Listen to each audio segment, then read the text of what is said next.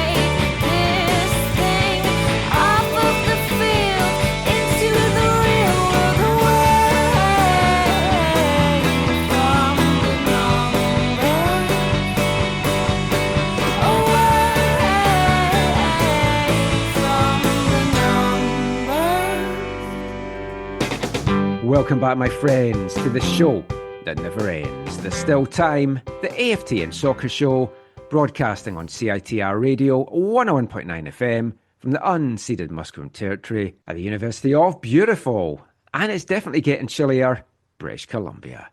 I'm Michael McCall. And I'm Zachary Adamheimer. And we're back with another packed podcast, and it's a joyous one. A lot of joy to talk about in this one, Zach. And I think it's fitting that it's going to be a joyous podcast because it is Thanksgiving weekend. Woo-hoo. It's our Thanksgiving show, and we always like to give some thanks on the show. I'll kick things off this year. I just want to give thanks to all the listeners, everyone that supported the site as always over the last year. Downloading these podcasts, we're increasing our numbers episode by episode. I think a lot of that is probably the Thomas Müller effect, but also just with the Whitecaps doing so well. But thank you to everyone that listens, that interacts, that sends us messages on social media, emails, DMs, everyone that subscribes to the extra podcasts, which $30 a year, $3 a month, and just everyone that talks to us at games, and just, it's a great community.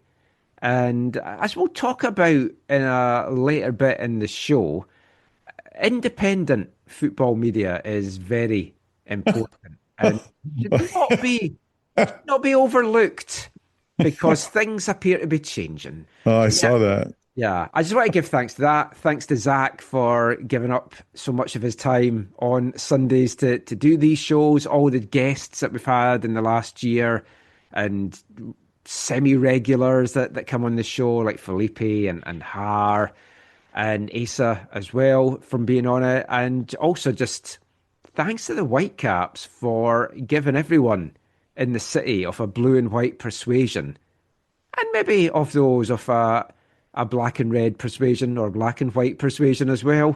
A lot to be thankful for in 2025. So, I mean, that's my thanks. Zach, what about yours?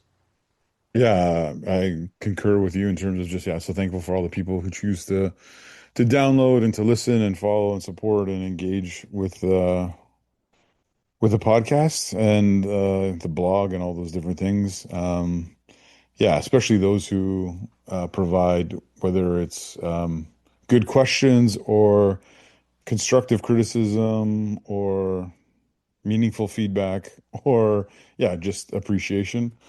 We had lunch today with Cheryl's family, not a super traditional gathering, but it was still really meaningful. And then we were online with my family in Ontario, which was great as well. I do just want to say thank you. Yeah, I'm also thankful in terms of footballing sense. I'm thankful for fruitful cup runs and that are still giving fruits. That's right. Keep on giving.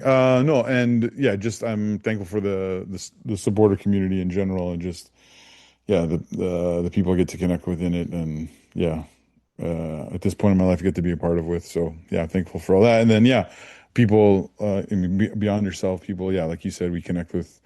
I guess one of the people I connect with most is probably Alex. I have a lot of time for Alex. Alex is very, very patient and. Primarily because he's the only media that covers Vancouver FC outside of you. Yeah, no, it's good to be there with him and know that I don't have to fear saying anything stupid, Alex. I can always ask him any kind of questions, and he is always like, yeah, very, very good in connecting on different things. But no, There's yeah, no such thing as a stupid question, Zach. Although it was tested after the Canadian Championship final. I won't say who it was, but when someone asked Ryan Gauld, why did you put the ball up your jersey for the celebration? Anyway, made me laugh. did he say I was honoring Babette? He said, no, it was the guy that brought, I was just trying to honour the guy that brought the trophy out. You've been hanging on to that, haven't you? That's funny. But I tell you what I'm not thankful for. Flying worms. Yeah, can you explain this to me? Yeah. So, anyone that stays in North Van will know about the flying worms at this time of year. Oh, those type. Yes. Actually, I have it in encounters out here. Yes. Hemlock looper moth larva. Yeah. They hang down from little silk things from, I guess, the hemlock trees and maybe ash trees as well. But they're all over where I am just now. And it's like you're like ducking and diving when you're outside. You come in and you've got little worms crawling all over you. Ooh, it's horrible. Kirk and I were at some high school football matches this week. And yeah, we set up our chairs underneath the tree to get a little bit of shade. And yeah, later in the game, I was just like, Kirk, what is this coming from? And then I saw one of them. I was like, what is going on? Yeah. And I was just like, I don't know if it's the exact same thing or something similar. It might be. Like, It's a short-lived thing. It's really bad on the North Shore. And some years are worse than others, but they just fly through the air and it's like, oh, they're all over your car when you go out to it and stuff as well. I'm thankful for something that gave us a good laugh this weekend. The road outside my house and down the side of our house is closed because they're doing some paving. And there's all these signs up that say road closed. So all these idiots are going one way, seeing the road closed, and then coming down to our street thinking they can bypass it, only to find that that's closed as well. And then they're stuck and they don't know where to go. So it's just been hilarious watching all these cars. I saw that last time I was by your house, and I was like, oh, what's going on there? Yeah, they've just been doing repaving and stuff, which is not too bad. But we will get talking Whitecaps soon. But before we do that, I do want to talk a little bit about football. And we'll talk about some of the stuff we've maybe watched this week that we're not going to be talking about in later bits of the show. So we are going to talk Whitecaps Orlando. We are going to talk the lie of the land in MLS West, what that win for the Whitecaps means to Vancouver FC, and talk about a CPL in part 2. We've got a feature interview for you this episode with Isaac Boehmer, and then we'll have a little bit of chat about the goalkeeping situation at the Whitecaps as well. And then the last part, we're going to talk FIFA World Cup, tickets, 2026, 2034 and beyond World Cups and stuff as well. So we won't touch on any of that in the intro. I mean, the main things I've kind of watched this week, watched a little bit of the new Australian Championship, which is the level below the A-League. So I guess it's kind of like USL, CPL kind of quality. Mixed bag of games in that so far. But the under-20 World Cup, Zach, I've been a bit slow getting fully into it. I've kind of PVR'd games on TSN, fast-forwarded through them. They haven't shown all the games, which has been a little bit annoying from that point of view. But I did get a chance to watch quite a lot of the quarterfinal action this weekend. Did you see any of that? I've seen just results. I have not actually taken the time to watch or go back or even actually some highlights. I've only seen snippets of stuff. Well, but what I have seen is it's been a really interesting tournament. It has. Today's games, Sunday's games, saw Morocco beat the US 3-1. Yay. Because, I mean, they'd be unbearable if they won this. France beat Norway 2-1. But I want to talk just a little bit about Saturday's games because they were interesting in different ways. So Colombia beat Spain 3-2. And if you're only going to watch highlights of one of the quarterfinals, you've got to watch that. Absolute cracker of a game. And there was some late penalty controversy as well, where it was Colombia took the lead just before the 90 minutes. Then Spain won a penalty in stoppage time, which I thought was soft. And then this is a tournament where it's another one where the coaches have challenges. So they can do Right. two challenges. If they win one, they keep their two challenges. So it was challenged, and watching it back, I was like, I don't think they're going to give that as a penalty because it looks like the guy just throws himself to the ground to make it look like there's contact. So in the end, it wasn't a penalty, but they gave a free kick outside the box, and it was definitely in the box. So it was like, well, let's just go 50-50 in the middle of this. So it was bizarre, but it was a tremendous game. But I want to talk about the VAR challenges in Argentina, Mexico. Mm. Argentina beat Mexico 2-0. Very physical game. 10 yellow cards, 2 red cards, both red cards for Mexico. And do you know how Mexico got those red cards? Yes. Shoot, I do know the answer to this. I can't remember now. It was through Argentina's head coach, Diego Placente, Yes. using his challenges because he was like, yeah, I want that guy sent off. I'm gonna challenge that play. Yeah. So the first one, the referee said it's not a red card offence, but having watched it, he then gave a yellow, which turned out to be the guy's second yellow. So Hmm. he was off. And then the other one, he gave a straight red to after initially booking him. But it's like, you're winning 2-0. You've got to be and it's like dying minutes of the game. You've got to be a pretty petty coach to be like, yeah, I want to use my VAR challenges to get a guy sent off. Michael, it sounds like you're forgetting that you said this was Argentina. Yes. And Mexico. So you can imagine there was a lot of shenanigans. Yeah, I can imagine.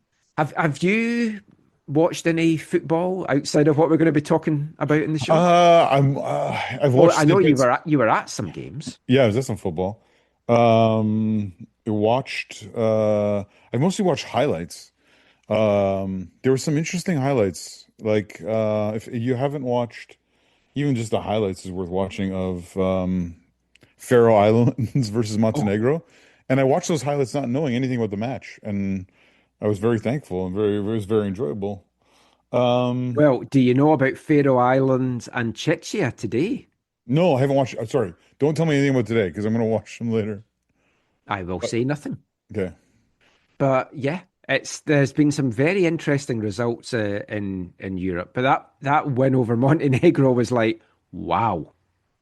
And then yeah, I guess the one game I did watch that I will talk about is got to watch the Vancouver FC U19s play in the Fraser Valley Soccer League against Abbotsford United.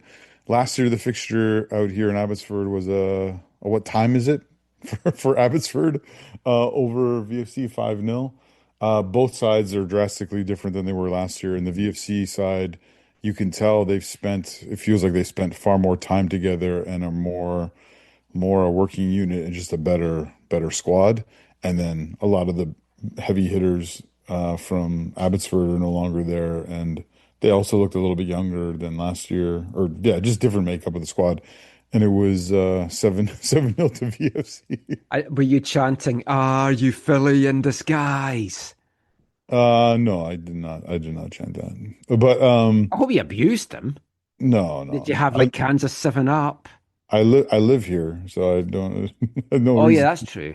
Actually, one of the players from Abbotsford is like a community coach who's like an assistant coach or helps Kirk's high school team.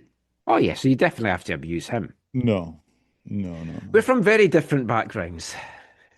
I don't know, Michael. Every time I, as you would say, abuse someone or give them stick or whatever, it usually doesn't end well. Here, Yeah, it's different here, Michael. It's different. yeah, that's true. We won't go into that. Although on a completely unrelated topic, Thomas Müller was at the basketball this week.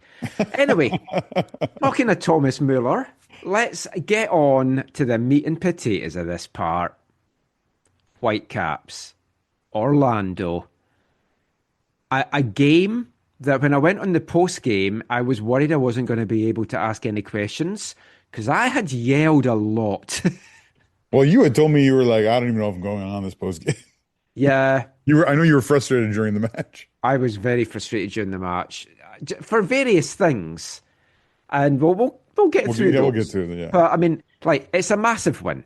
Huge. What an ending for one thing. And this is a year where there's been some dramatic late victories or draws that's led to victories for the Whitecaps. And I mean, this is right up there, probably just under Tristan Blackman's late winner in Mexico. But I mean, this is just behind it. Well, in the league, it's the biggest. Oh, in the league. Late, yeah. But then you've also got Matty Laborda's penalty that he won and that Thomas Müller dispatched to beat St. Louis. Right. Oh, that one, yeah. That was So that's another one as well. But no, this was more dramatic, I think. Yes. Especially because of the build-up, which and interestingly, Thomas Müller is the guy that scored both those goals as well in those two games that we're talking about. And but that could be any game he's played in because he's played it in 7 games. So when the commentator said how many goals he'd got, Caitlin was like, listening with half an ear, and she's like, already? He's just here. I was like, I know. Why do you think he's so good and we signed him?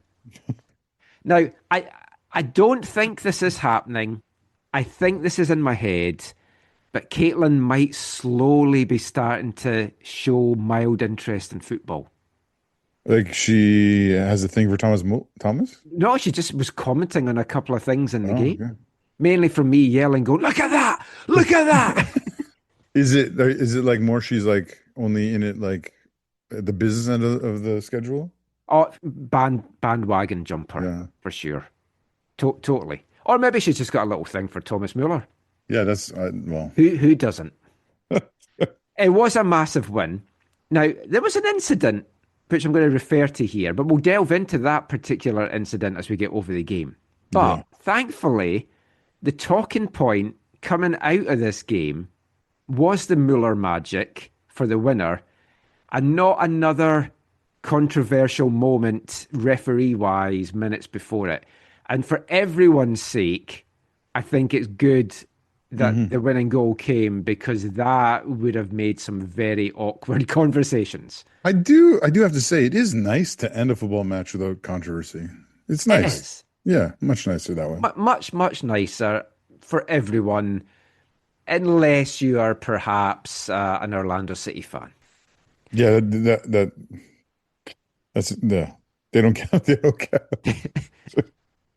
They can steal the feel-good feelings. I like what you did there. I like what you did there. Out of the two Florida teams, I'm Orlando all the way. Any Florida derby, show me the purple. For me, it feels now more like a meteor match, honestly. Yeah, there's a few of that. Yeah. I think the current baseball series is one of them for me, but... Yeah, the two quote-unquote New York teams are like that as well. Yeah, that's true. But this game, Zach, it just showed the grit and the fight of this team. This is a team that does not lay down. They play to the end. Even when they're up like 6-7 goals, they're still pushing for more. But even when they're trailing, and we've talked about this a lot, I felt they were going to win for the vast majority of this game. We were texting throughout the match, and in the first half, you were just like, I think you were kind of like, yeah, if they get one here before the half, they're absolutely going to win this game. Yeah. And then you're like, or even like early in the second half, they're still going to win this game. And then even as the second half went on, you're like, yeah, they're going to win this game. I agree with you. Like, yeah. Totally. Well, like once Nelson Pierre got the equalizer, I was totally convinced they were winning it. There was no other team was going to win that game because Orlando had nothing.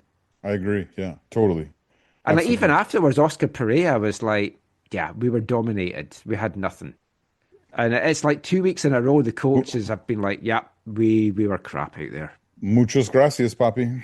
I mean, I like Oscar Pereira. He's a guy I would have loved here as a coach at any point. Still might down the line, but I think he's a very good coach, and he's a very honest coach as well. Although I did say to you at the start of the game, he should not have been wearing a white T-shirt on the sidelines. There were several times in the broadcast I thought it was a Whitecaps player at the bottom of the screen, and then it turned out it was Pereira. But if you're a player and you look up, your peripheral vision is going to see a white jersey.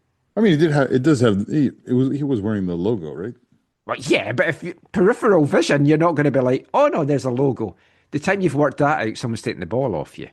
Fair. Although maybe not in this game because Orlando weren't doing much apart from getting every single player behind the ball, especially after they took the lead.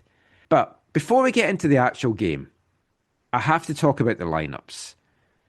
Both sides were missing an incredible 12 players through injury and international duty. And obviously, it's an opportunity for the depth players to stand up and show they deserve more minutes, come playoff time, what they can do, etc., etc. Jesper Sorensen made 4 changes, crazily just 4 changes to his starting lineup. Oscar Pereira made 4 for his as well. Ryan Gauld started on the bench again. But other sides this weekend were also heavily depleted. This is a critical time of the season. So much is on the line. This positioning, this whether you're making the playoffs or not. For some coaches, their jobs are on the line. You should not have to be playing in an international window 2 weeks out to the end of the season. It's ridiculous. And this game in particular was all because of the Leagues Cup, which, as we said at the time, you should not be calling off league games for that tournament. Play it midweek if you're going to have it. Don't call off the league games. Now, in the end, it probably worked out more favourably for the Whitecaps anyway because Orlando were decimated, especially defensively. But you can't be a serious league and do this. Yeah, I mean, you're not wrong. And we'll talk about later how this impacted other teams this weekend. But yeah, did you say it was 12 players on each side? So 24? Yep. Yeah. 24 players. 24 players missing. Unbelievable. Yeah. Now, obviously, the Whitecaps, I think half of that's like due to injury, but still, it is crazy. Yeah, and it's kind of the same. Orlando had like half injury, half international duty. But, I mean, it was key guys that were missing for both teams. And if it had been played at the end of August, it would have been very different lineups, might have been a very different result, would have been a hotter conditions and everything. So, I mean, ultimately, that helped the Whitecaps. Results elsewhere because of weakened teams helped the Whitecaps. But I'm still saying it's not right. And yeah, we benefited hugely from it. But you just cannot do this. It's a farce. I think the biggest frustration in all of it, Michael, is you had MLS for years saying, look, yeah, it's like either play these midweek games earlier in the year or you're going to have to miss some weekends due to the international break. And to some degree, you could at least sympathize to a little bit maybe with the owners and stuff and having to make that decision. Like, do I want the potential for a smaller gate in a midweek match, or do I want maybe a bigger gate but be missing some of our top players? And how does that hurt? Is that going to hurt us competitively or not, or whatever? Like, that's a decision that I guess clubs had to make, and we've seen how different clubs have handled that in terms of, I guess, the dates they've requested or whatever over the years. But that was all before the advent of the Leagues Cup. And since that, it's like MLS and I guess the owners who are, make up the decision-making bodies of the league or whatever, like, it's just, they don't have a leg to stand on in this argument at all. Like, they have literally acquiesced to this external tournament that doesn't really have value unless you're one of the teams that make the CONCACAF Champions Cup. But it really, and it lacks history, it lacks meaning. It's non-traditional in a footballing sense. There's so many things against it. And you could have maybe made your schedule better and avoided these types of situations where you actually hurt teams and hurt your competition, to allow for this month-long, atrocity to happen in your league. I described it as a made-up tournament, although someone then rightly pointed out every tournament is made up. Yeah, sure. Which, I mean, it is, to be fair. But, like, I don't know what next year looks like now. Do you still have the Leagues Cup in a World Cup year where you're already shutting down? They and have to take a year Farmers off. they're starting this season earlier. And, it's just going to be chaotic. They have to take a year off from that thing. I mean, you would hope, but who knows? And I mean, we're going to talk about some FIFA stuff in the last part that is going to make club competitions in general more interesting because that Club World Cup this summer has had a big impact on then teams having games called off and having to play through this window and stuff as well. But the game itself, Orlando came out strong, took the Caps maybe 10 minutes to settle, not really many chances for either side, and then kind of a big moment in it from an Orlando point of view is Robin Jansen went down to an injury, had to go off. They were already down defenders as it was, and that was a big blow to them. Their plus point is they brought on Maguire, who had a big part to play in the goal that they got. But I mean, that was a blow. It caused some reorganisation. And from an Orlando point of view, the last thing they needed was to see a defender going down. And it was kind of an innocuous challenge as well. Yeah, who was it? Was it was Rios. Rios? Yeah, Rios stuck his foot in. One of the few things he did well. Yeah. I'm sure we'll talk about that a little bit more later. But yeah, you and I were talking. It was like, oh, he doesn't really get it much. But then when you see I think it's the reverse angle for the angle from behind, you're like, oh, that is not good for that. But his leg bent. And I said to you, when he got up from that, I was like, how the hell has he got up from that? Because it looked scary as hell. Yeah. A leg should not bend like that. No, it absolutely should not. And he tried to run it off, and I was like, wow, is he coming on? But no. Yeah, no, it was not gonna jive. It was not gonna work for him.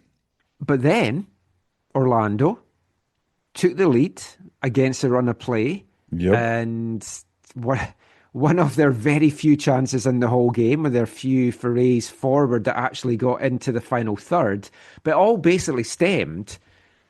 Laborda and Halbuni collided just inside the Whitecaps half, just at the halfway line, and it just left all this space at the back.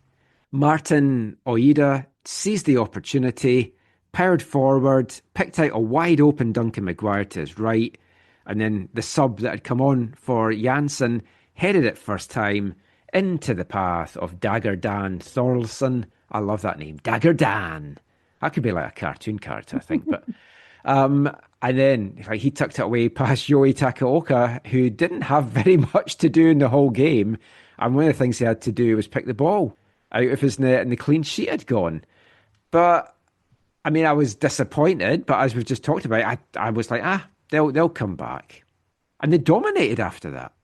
Yeah, like we talked about at the beginning there, it always had the sense of, despite the weak inside due to the injuries and the international call-ups, that this was a side that was going to be able to fight and to get the win. And yeah, even when the goal happened, like you said, against the run of play, I didn't have any super big concerns about, okay. It was more like, how long is it going to take them, as opposed to if. Yeah. I mean, what I've always said about the Orlando goal, it was a beautiful worked goal. Oh, it was yeah. Like, remember we were lovely texting. Team goal. Yeah. Quick transition play, perfect counter-attacking football. Yes. And cut the Whitecaps wide open. And I do wonder if teams are going to watch that now come playoff time and go, oh, this could be a way for us to do it. Like, sit back, try and get these quick things and cut them open. But you're not going to have your two centre-backs colliding. And if that hadn't happened, I'm not sure that play happens either. But they took full advantage of it, and it was a lovely goal. It looked like something out of like a training exercise. The pass across, the tap back into the middle, and the finish. Yeah. It was nice. But for Whitecaps fans, you look at that, and I don't think you're super huge concern, partly because, again, I think the middle of the park is more secure when you have a Kubas there, right? Oh, yeah. So I don't think they get cut apart that way normally, which, it really has been shown throughout the course of the season. Yeah, I mean, they've still got the best defensive record in the whole league. They've lost the least number of games in the whole league. I mean, it's just tremendous stuff. And Yohei still leads in clean sheets as well. So, I mean, defensively, when we've had a lot of the MLS 360 pundits on the show, or the commentators and the analysts, so many of them over the year have said, oh, we're not sure about the Whitecaps' defence. And it's like, are you looking at the stats here? Because this might just be a perception you've got, because the stats say otherwise. Well, I don't know. I was reading about some comments about people's perceptions of their take on the Whitecaps were basically just like there's a lot of ignorance and a lot of Yeah. lack of actually viewing. I don't know if you saw some. I can't remember where I saw some of those comments online about like, these people don't know these players, can't pronounce their names. Seems like they're reading off of, just off the stat sheets that MLS provides for them, and they have no context for understanding who these players are, which is why I think then they don't get rated as highly. And Yep. I mean, to be fair, when you're covering a team when you're covering a league with that many teams, and obviously there's a focus on certain teams for certain Oh reasons. yeah. Like Yeah. the East, very few teams I could tell you about because I've just been focusing on the West primarily this year. And I think going forward, if the league expands, we are pretty much going to have an East-West split, I think, at some point, just for the number of games that have to get played. So, I mean, then you're going to kind of take even less interest in some of the teams. But, I mean, the story of the game till the last 10 minutes was Whitecaps were dominating. I mean, to outshoot the home side, I think it was 23-3, is just phenomenal in any game, anywhere that you're playing as the away team. But they were dominating possession. They were dominating the passing. They were cutting out half chances, but nothing clear. And it was brilliant defending by Orlando. They had their two stacked lines that the Whitecaps were struggling to break down. They were having to keep hold of the ball and move it about, trying to find a way through, and they just couldn't. And as the game went on, you're starting to think, are they going to find a way through? I mean, I'm confident if they breach it once, they'll get the win, but they've got to get that first goal. Even Goldie coming on in the 66th minute, which incidentally starting to build his minutes up a little bit more, which was also good to see. Huge. Yeah. But I mean, Orlando's defensive play was what I think the Whitecaps are going to face a lot in the playoffs. I think they're going to have teams that's like, let's just get through to penalties in the first best of three series and see if we can get through, or hit them in a quick counter-attack. Yeah, I think that's probably not unlikely. Yeah, I I don't definitely blame them. I do that no. against LAFC as well. But that's the thing is, I think the Whitecaps, a number of the players that are in this Whitecap side over the last 3 or 4 years have proven to be mostly really good at penalties, right? Yeah. So that's not But even like also you're a like, safe bet. you're soaking up so much pressure. You have got to be switched on for the whole game. And it's like, Well, that is hard to do. well, and that's the other. I mean, that's the other thing is a full strength Whitecap side, and by full strength I mean all those available who aren't like gone for the season or whatever. The way that Axel and this year with Jesper, the way they've built this squad is they're not only able to play one way, and they have so many different types of players, different players with different qualities that can come in, either start the match or come in and change the match. It's very hard for a team to be able to soak for 90 minutes or 120 minutes or whatever. Mhm. I can't remember the rules for the playoffs. Those best of three goes right to I shootout, or think is it there? goes straight to shootout, Yeah, and it's then right it's there. extra So time for the knockouts. right. So even for 90 minutes, it's difficult because, if a Jaden Nelson doesn't start and he comes on at 75 minutes, then Oh, you have yeah. him running at you, or And same then thing you're with Sabi. tired, and one mistimed tackle, and it's a penalty. Yeah. But yeah, Oh like yeah. Ali, Sabi, Nelson, Cabrera, all of them running a defense, whoever starts, whoever comes on. Or, Then or, you've or got like Berhalter, Muller, Gold that can fire a shot in from anywhere, exactly.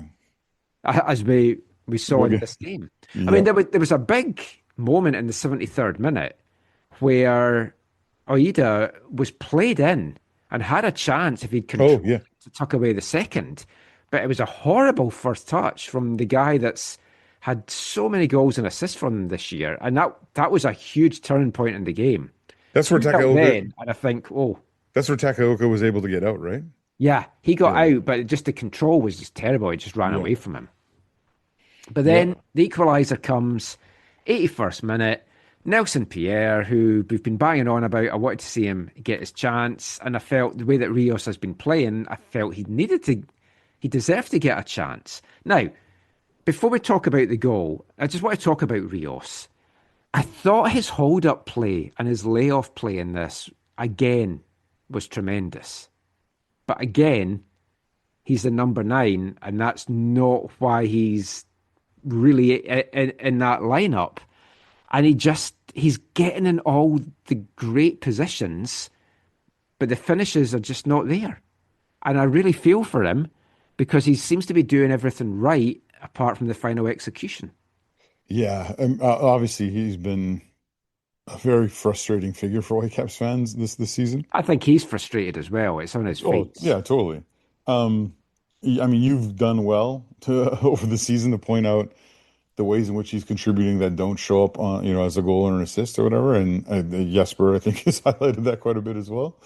And that's all fair, but yeah, I mean, there's a lot. I mean, you think about what would this Whitecap season be if he had a handful of goals or a handful of assists, or yeah, I guess it was just more precisely, it was just a little more clinical in front of goal. I think you'd have the shield. Mm. You'd have the supporter shield. You'd be resting players right now. That kind of thing. And obviously, I mean, I don't want to talk about your king queen analogy, but that it's played out differently. But That's yeah, true. he has cut a very frustrated figure. Or he has been a very frustrating figure for fans. I know some fans who've even placed wagers on him at games where I think essentially one friend has had to buy a lot of beverages at matches or at the next match because he's been scoreless for so many games or whatever. Oh, And with the hope from the one friend that, hopefully he'll come good. But he hasn't yet. I know. I mean, I keep hoping it as well. I keep like, oh, he's going to get a goal and then go on a streak. Yeah. I I mean, I don't know how that's I coming. mean, he could in the cup. He could be Oh, like yeah. I mean, if he goes on a big postseason run and becomes a hero, he could be like Kakuta a couple years ago for Pacific, or Zanata at the end of yeah. last year for Pacific. Yeah, he could. I don't see it happening, but he could. But he is getting in those positions. That's the thing as Hmm. well. But I Oh mean, yeah. you've had Lumi starting over him now, and Hmm. now Pierre's come in and got a goal. And I mean, let's be honest. Nelson Pierre knew very little about that goal, But but he had to get himself in that position. And he says exactly. afterwards, which we'll play a little bit from him in the next part, he was like, I just need to get ahead of the defender to see what happens. And why Kyle Smith was trying to hit it sideways, I'm sure he wasn't trying to, but he just sliced it terribly. And it hits off Pierre's hip. And then, of course, then they're reviewing it, and you're like, oh no, they think it's off the arm. But when you see the replay, it's clearly off his hip, so I wasn't worried. But then it was Goldie offside and the build up and stuff as well. But this was a decision that went their way, and just pleased for Nelson. The way he just, like, it's his first goal. It's a big moment, but he just picks the ball up and runs back to the halfway line. Cause it's like, yeah, this is the whole attitude of the team this year. It's team first. It's like, yeah, I don't care that I've just scored. I don't care it's my first goal. We just need to get this win. So we're just going straight back to the halfway line. And that's the kind of attitude that's shone through from everyone. But just from a Nelson Pierre perspective, just absolutely delighted for the lad. I totally agree with you. Like, yeah, right positioning, right attitude, the right celebration in the moment. Um, the little I've seen of him, I like, I like what he brings. I know you've talked to me a bunch about him and his what you kind of hope for and expect for him and all that kind of stuff. And so I've been kind of like, oh yeah, but I feel like, yeah, I feel like they got a player. Just will he be able to live up to that potential? Well, I mean, we've seen And it oh, and before. Simon Betcher coming through, yep, like Nicolas Florio Chateau. Both yep, of them had to go out on loan. And I was starting to think, oh, they're going to do this with Nelson as well, which is a shame because they paid money to get his rights from Philly to begin with. But you just need to, if you get your opportunity, grab it. And he did. yeah. And now the other thing about the goal is like I remember, yeah, you were texting me, oh, he might be out. I was like, I watched the goal. I was like, no, there's no offside. It's all legit. The defender smashes it. It goes off of him right in front of goal, and there's gonna be no worries about this. Yeah. After that, as touched upon, it felt there was only one team that was ever going to get the win Yeah, because Orlando had been so defensive they couldn't just flick the switch. And that's what Oscar Pereira said after the match as well. It's like we just couldn't then go to be attacking. And they just put themselves into so much trouble. And at a point would have been decent enough for them. 3 obviously would be massive. But then we've got the 2 stoppage time incidents to talk about. 2 minutes into stoppage time. And this was one of the incidents that Caitlin was talking about. So watched it live. And I screamed at the top of my voice, "That's over the fucking line!" Which then, of course, my wife looks up at the TV screen. So they're showing the replays, and I paused it and I said, "Does that look over the line to you?" And she's like, "Yeah." I was like, "Yeah, obvious." And it was obvious. Like, Galese's leg is on the line. The ball is, there's no part of the line showing. And the ball is clearly on the other side of his leg. Yeah, and this is one of the moments. Well, there's a few things about this. First off, number one is, and we've talked about this in the past. I've asked about it to MLS bigwigs on calls. The goal line technology. Yeah. I mean, you have to have it. I know there's a cost to it. I know it's easier in some of their stadiums than others. You have to at this moment in the history of MLS, you have to have it. Yeah. To not have it makes your league seem incompetent. Mm-hmm. And they need to adjust that. And now I think too, with the World Cup coming in and how many of their stadiums are going to have it for the World Cup, right? Including BC Place, including Lumen Field, and including the Mercedes-Benz in Atlanta. There's a bunch of them that are going to have it for this. You need to pony up. And you need to get this in your stadiums. This to me, they're not exactly short of money. Like this Apple deal is like giving them a load of money. Exactly. And I'm sure Apple don't want. Imagine if this happened to like Messi, Müller, or Son, and then you're drawing the world's attention to this. Well, that's the thing, though. I think everyone knows, Michael. If this happened to Miami, that would have been given. Oh, that's true. Yeah. Like, there's no way, because I totally understand. I don't agree with, but I totally understand why they didn't give it from watching the replays. They're like, oh, well, we can't see on top and you can't see, the actual line there. No, I'll say that is fair, that 100% you can't be sure. But you're pretty close to that 100, but then you can't give it. No, but that's the thing. You can say, for blaming the referee, though, he can't have given that on the field. There's no way he could have seen. You can't blame the ref for that. I don't know. You saw Thomas looking at the ref and the referee's assistant, and then you saw his, verbally to other players. He's like, "That was over." Like he was right, and he was right there. He saw it, but the one angle you can see that it's against the keeper's leg, and the keeper's leg is past the line. Like you can tell it's past the line. So you can say, okay, the empirical evidence isn't 100%; it's 90 or 95%. But regardless, I'm telling you, that's a goal. Well, if you go back to that Laborda penalty against St. Louis, I still see no physical 100% definitive clip. But it's like, that's given. And again, because it's like, oh, well, he must have. Well, that at the time, we talked about that felt like a dodgy makeup for some of the stuff that had happened to them before.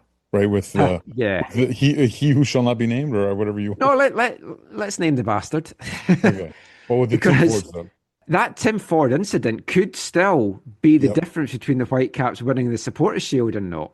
Yeah, I don't know why you want to make Whitecaps fans angry, Michael. I just feel we need to keep this hate alive. That is crazy. Yeah, I wasn't thinking about that, but right. I've been thinking about this a lot. Yeah, that's really need Philly to make sure that it would have been impossible for the Whitecaps to have won it by getting a win in the last game. But yeah. But no, like going back to goal line technology, I know it costs money, but the money that you're spending compared to the bad publicity that you would get for incidents, crucial incidents as well, because like if Müller doesn't score a few minutes later, that's the talking point in this game. It's also something that could then have massive implications for many, many clubs, including your own club. Yep. So, I mean, it's not something that's just like one game and it's like, well, things even itself out. No. But I mean, the shot itself, like Berhalter did so well. Actually, JC Ngando did so well to cut it back to him. And then Berhalter rattled that shot off. Galeazzi should have done better. He completely fumbles it. I don't know if it caught him by surprise, if he saw it late, but he should be keeping that out. And it's what Berhalter can do. And it just baffles me. I can't wait to hear all the stuff that comes out this week on like instant replay and all the comments. But I mean, pretty much everything that I've seen from fans all around the league were like, yeah, that was over the line. Yeah. And pundits and everything as well. Yeah, but, absolutely. As we talked about at the start, thankfully that is not what we're talking about. No. Because that came in the 97th minute. Ryan Gauld gets the assist, but it's a Thomas Müller solo goal.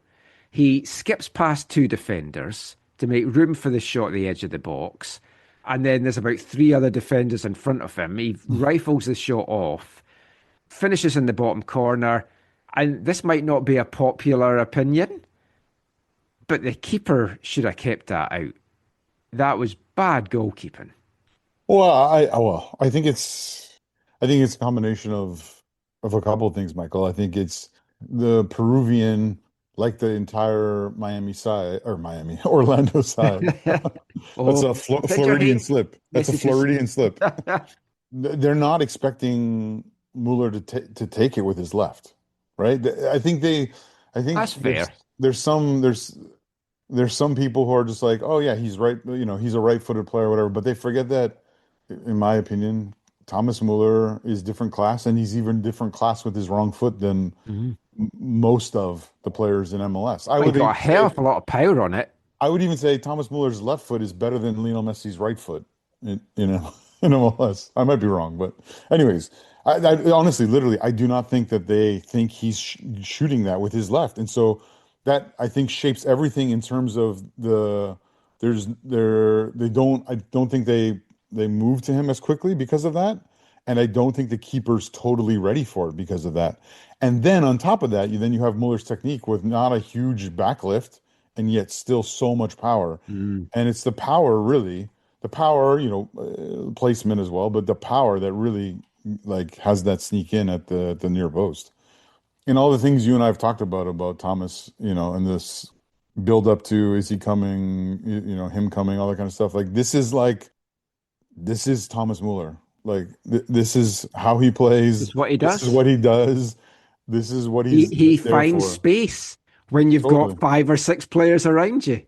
Yeah. And on top of that, he wins. And he's talked about the whole mentality and the whole whatever. And I think for him, it's nice to have moments like this where it's like, it's not just talk. He's walking it. Like, he's living it. He's doing it. Because he knows the pressure's on him. Yeah. Because this could have been another Olivier Giroud situation. Totally. Where it just doesn't click. Yeah. For whatever reason. And you look back at Giroud's time and it's like, yeah, that was a horrible moment in his career.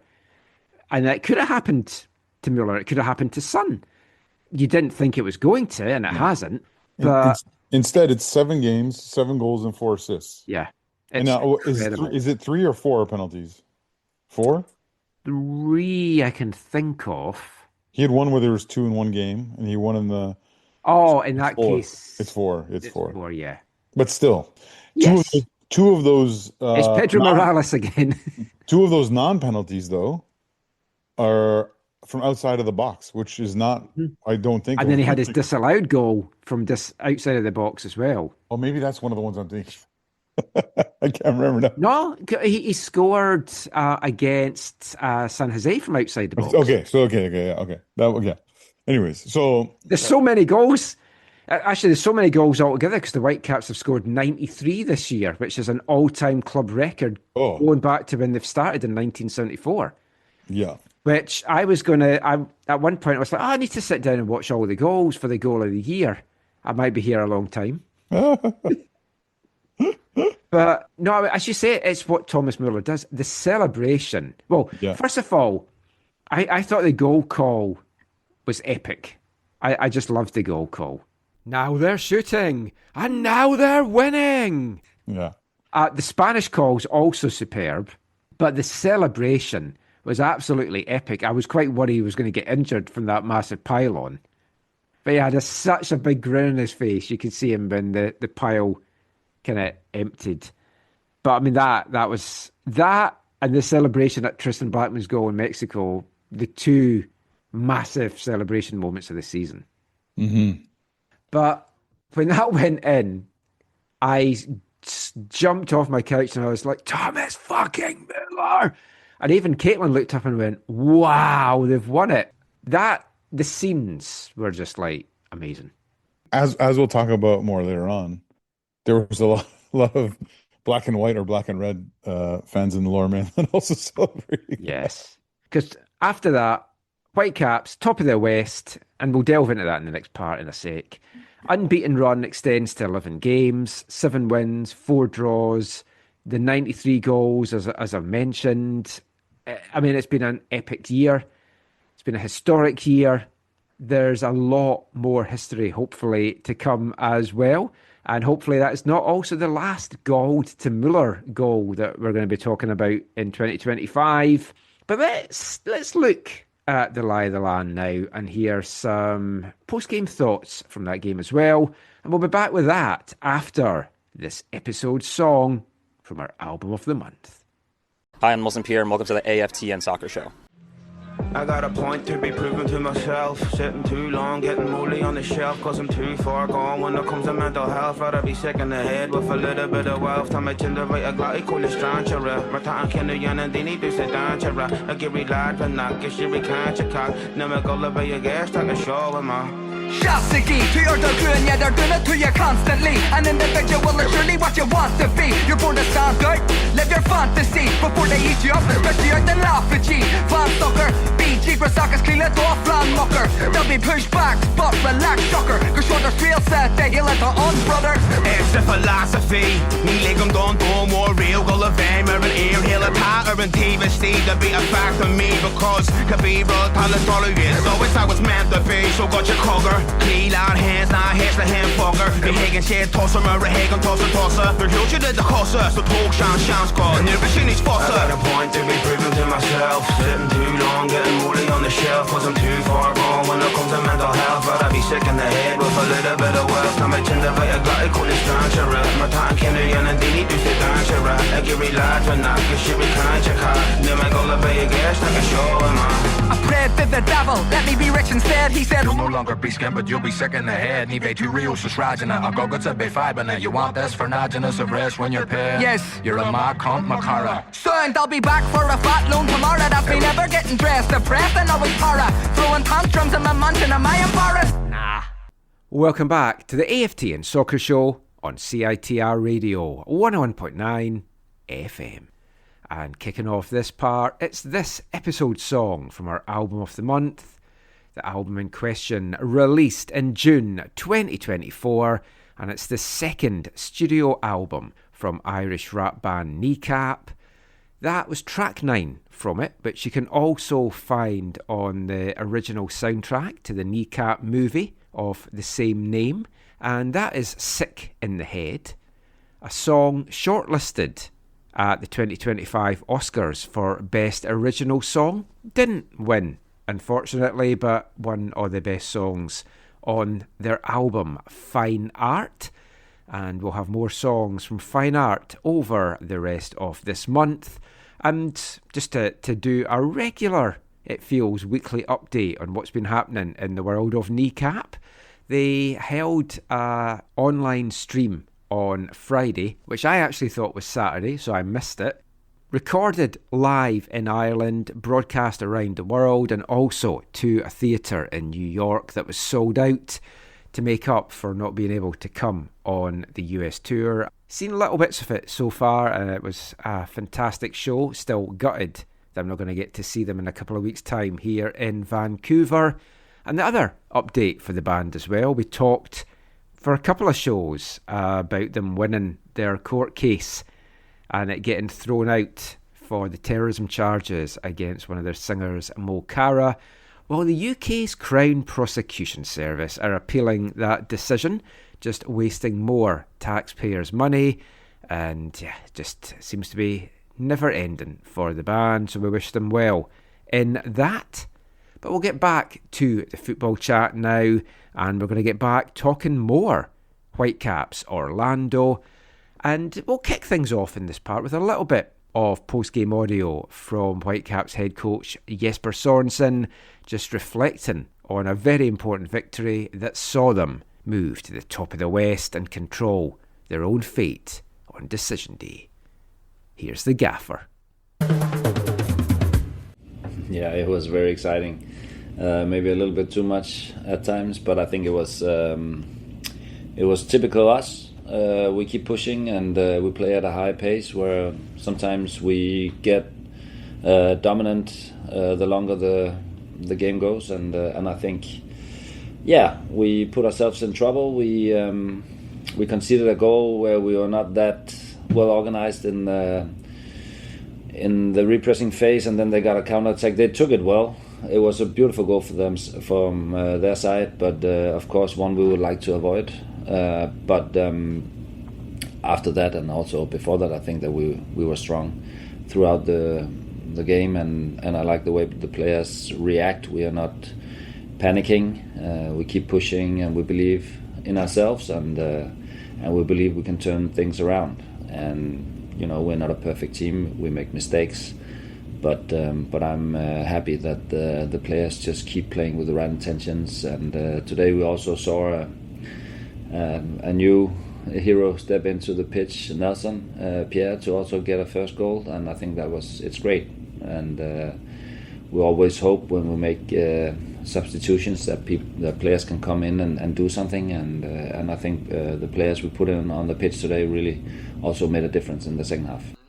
I'm surprised you have a voice left. I didn't think I was going to have one after that last goal went in, but it kind of had a playoff feel to the game. Orlando sitting very deep, a lot of lines to try and break down, and it did give you a little bit of a problem.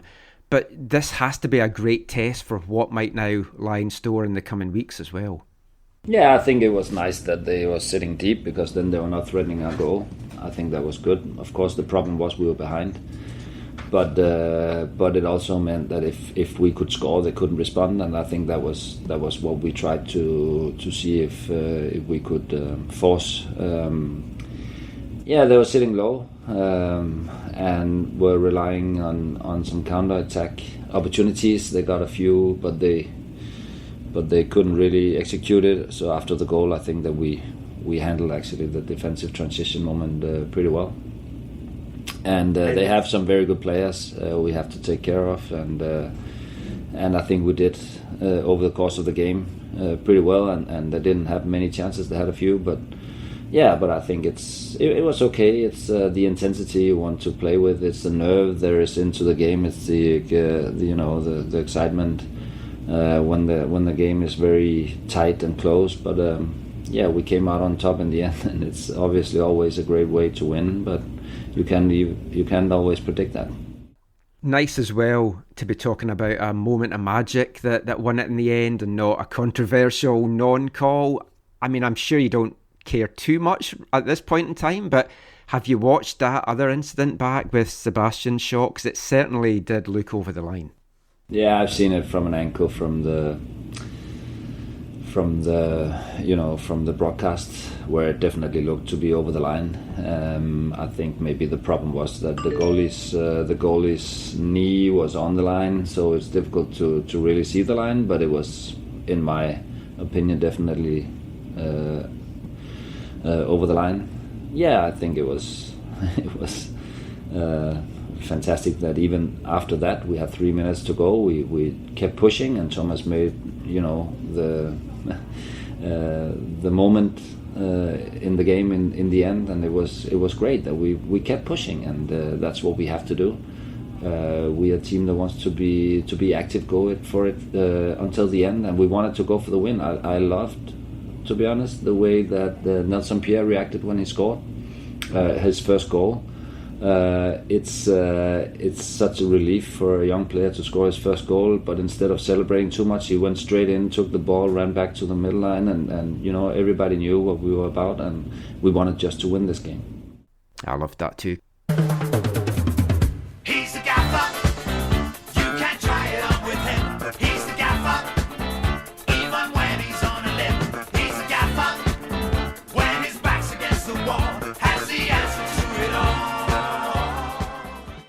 The gaffer, Jesper Sorensen there.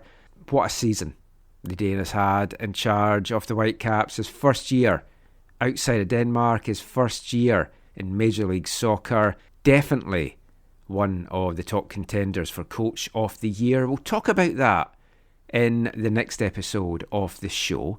I want to talk just about a couple of players that I thought were outstanding in this game. Now, defensively, didn't have a lot to do, but kind of held everyone at bay. In the midfield, I thought Ralph Priso, having been playing centre-back for the last couple of games, moving into that midfield role, I thought he was very strong in the middle of the park. But I want to talk about two of the subs that came on for the Whitecaps in this one. JC Ngando, who's kind of felt it's like he's maybe been pushed to the fringes a little bit in the last couple of weeks and months. We saw him do well when he has had the chance to come in, and did this again, coming off the bench in this one. Heavily involved in all of the Whitecaps' attacks in the last 10-15 minutes of the game, and looking very sharp out there. Got to say, I thought he might have got the start in this one on the wing, or maybe an adjustment to have him in that number 10 role that we've seen him in before. But coming off the bench, looking strong, and yeah, I like that option from him. He's having a really good year, and it's great to have guys like that can come off the bench or start if need be as well. And a player we've been banging on for months that I felt needed to get a start. Striker Nelson Pierre. He's been so strong for WFC2 this season. Earned his MLS deal in the process as well, having come through the ranks as a homegrown with Philadelphia Union. And we've had a couple of chats with Nelson already this year on the show. Episode 663 are kind of telling of his journey to Vancouver and his background, and then following that up in episode 680 after he had signed his MLS deal. Check out both of those if you want to know a little bit more about the man that got his first MLS goal, that got the Whitecaps back on level terms on Saturday. You might not have known a lot about it, but you've still got to be in the right place at the right time. That's what forwards do. That's what Nelson Pierre did, and it was great to see him not only get his opportunity, but kind of seize it as well, because he offered more up front, we've got to be honest, than Daniel Rios. So Nelson was put up to media after the match. Just bring you a little bit of audio from that just now.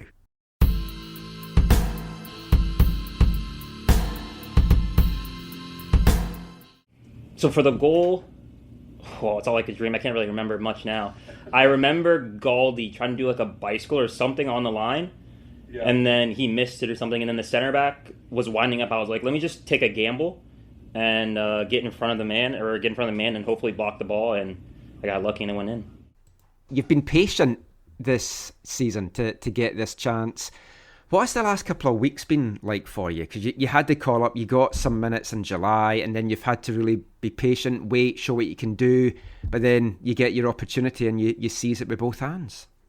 I mean, I feel like in football it's about timing, you know. For me, it was a different path, and I feel like my whole career's been a different path. I've always had to do something different or something out of the box. So for me, it's all about taking one step at a time and getting better each day.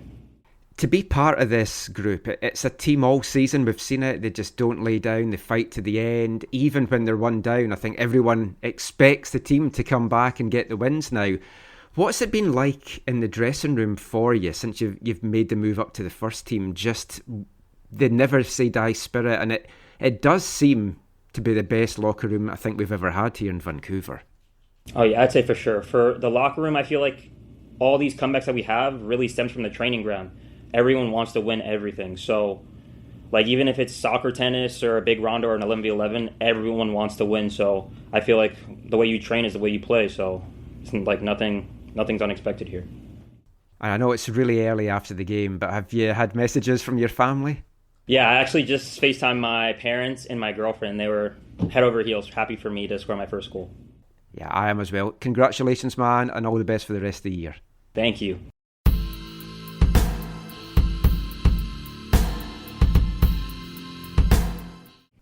Nelson Pierre there. Hopefully the first of many more goals to come as a Whitecap in MLS.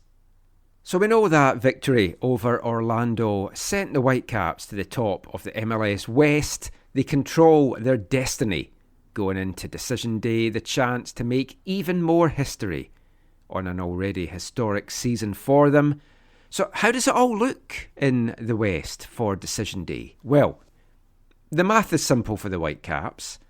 Beat or draw with Dallas at home at BC Place next Saturday evening, and they are crowned Western Conference regular season champions for the first time in their MLS history, and they will have secured the number 1 seeding in the West for the postseason to come.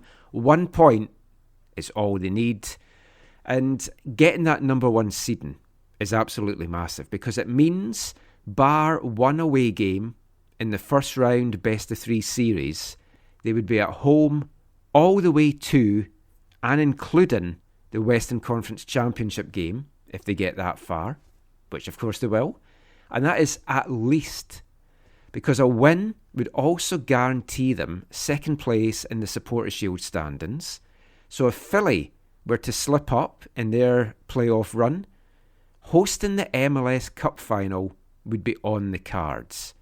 A draw against Dallas might see them lose that chance, so a win is still a must. They've got to go for all 3 points, and you know they will. They're not a team that's going to go and play for a draw, and any team that goes out and tries to play for a draw, you know it can go tits up very, very easily. Now, they're playing a team in Dallas that are fighting for their playoff lives. Dallas are currently 8th in the West, and as things stand, set to host a wild card game against Real Salt Lake this coming week and a half away, about 10 days away. A win against Vancouver could see Dallas overtake Portland and finish in 7th, thus avoiding the wildcard game altogether and sending the Timbers into it. Now, if Dallas draw or lose to the Whitecaps, they could actually fall out of the playoffs altogether. If 9th placed RSL, who currently sit 1 point behind them, if they win in St. Louis, and 10th placed Colorado, who are also 1 point back of Dallas, win at home to LAFC, they could both go above Dallas in the standings. Now, even San Jose, in 11th in the standings and 3 points back, could leapfrog Dallas on the wins tiebreaker if the Whitecaps beat them and the Quakes beat Austin at home. So there's a lot of permutations, a lot to play for on Decision Day, and it's what the league want, it's what the neutrals want, and it's going to make very exciting and interesting viewing on Saturday. So the too long didn't read version of all of this is that as things currently stand, if the Whitecaps beat Dallas, they win the West, they're the number 1 seeds in the West, and they would face a best of 3 series against the wildcard winners, which on current standings is Dallas or RSL. Now, that is a very, very winnable series, and I'd say in 2 games as well. I don't think you've anything really to fear for those teams. Even if Colorado or San Jose got in, I don't think you've anything to fear from that as well. Now, the Timbers game, if they dropped into the wild card and ended up in a best of 3 series, it's a Cascadia derby, and although the Whitecaps have been way better than Portland in the recent games, anything can happen in playoff time, as we saw last year with the Whitecaps' huge win down in Portland.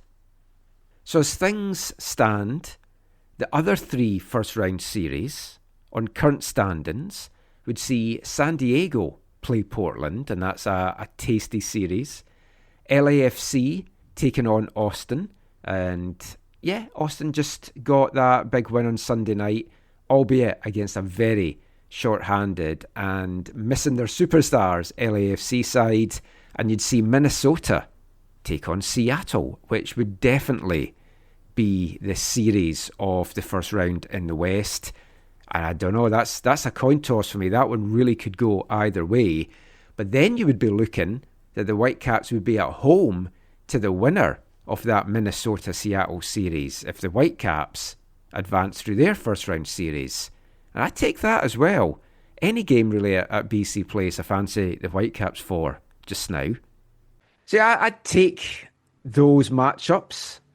And of course, getting first in the West also means a lot in everything.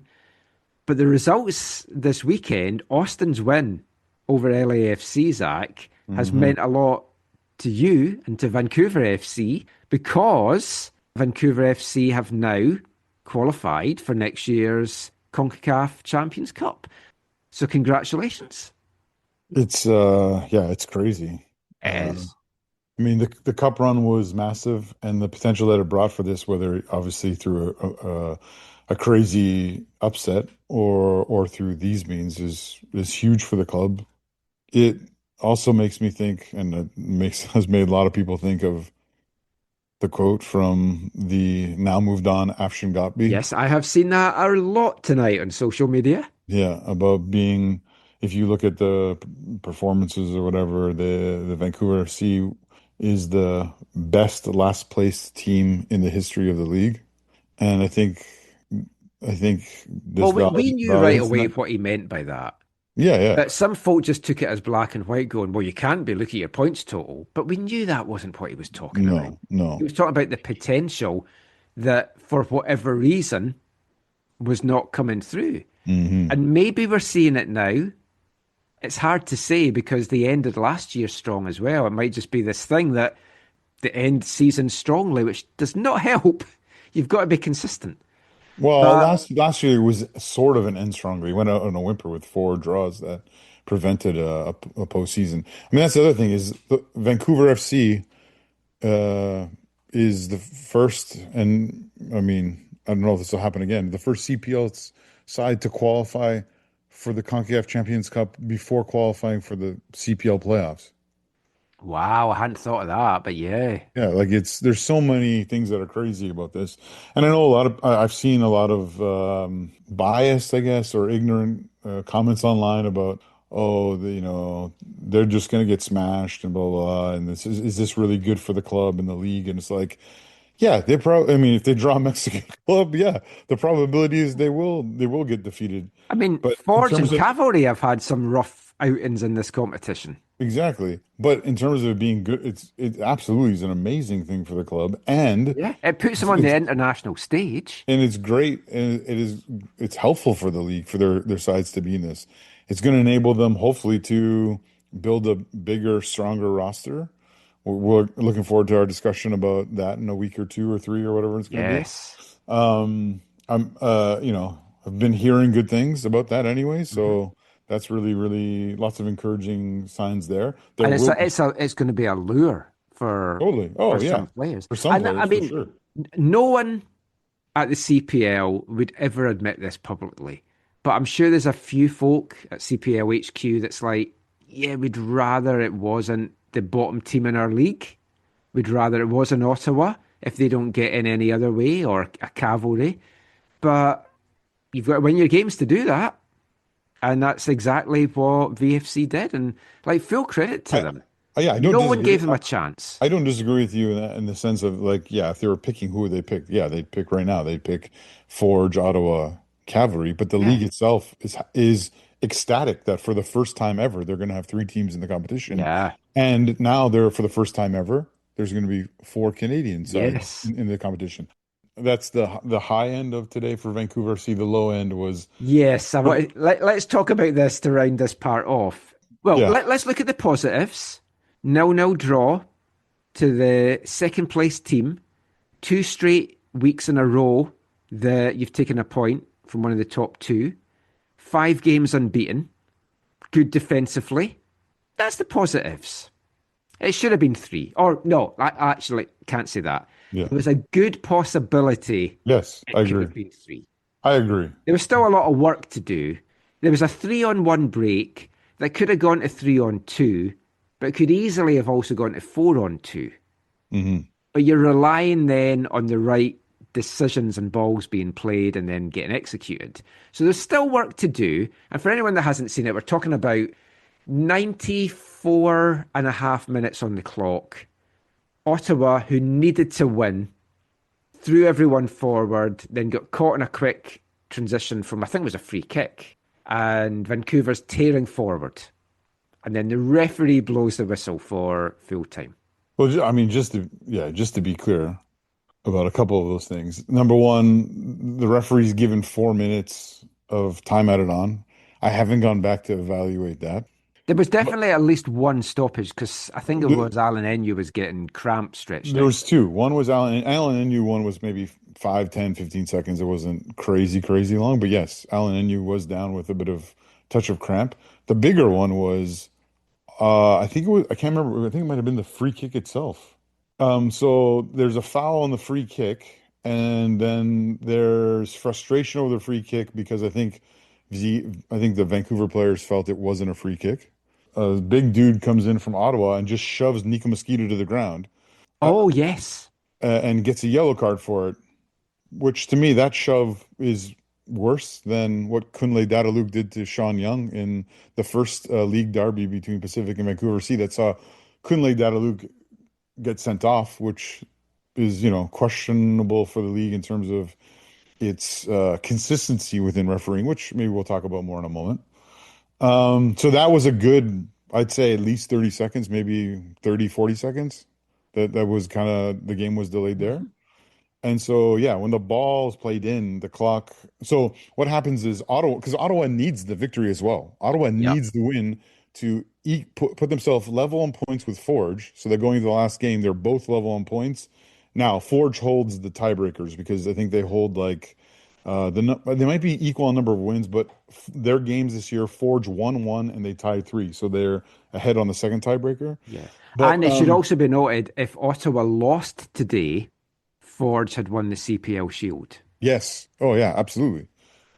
So from a league perspective, there's an advantage to this game not ending in an Ottawa defeat.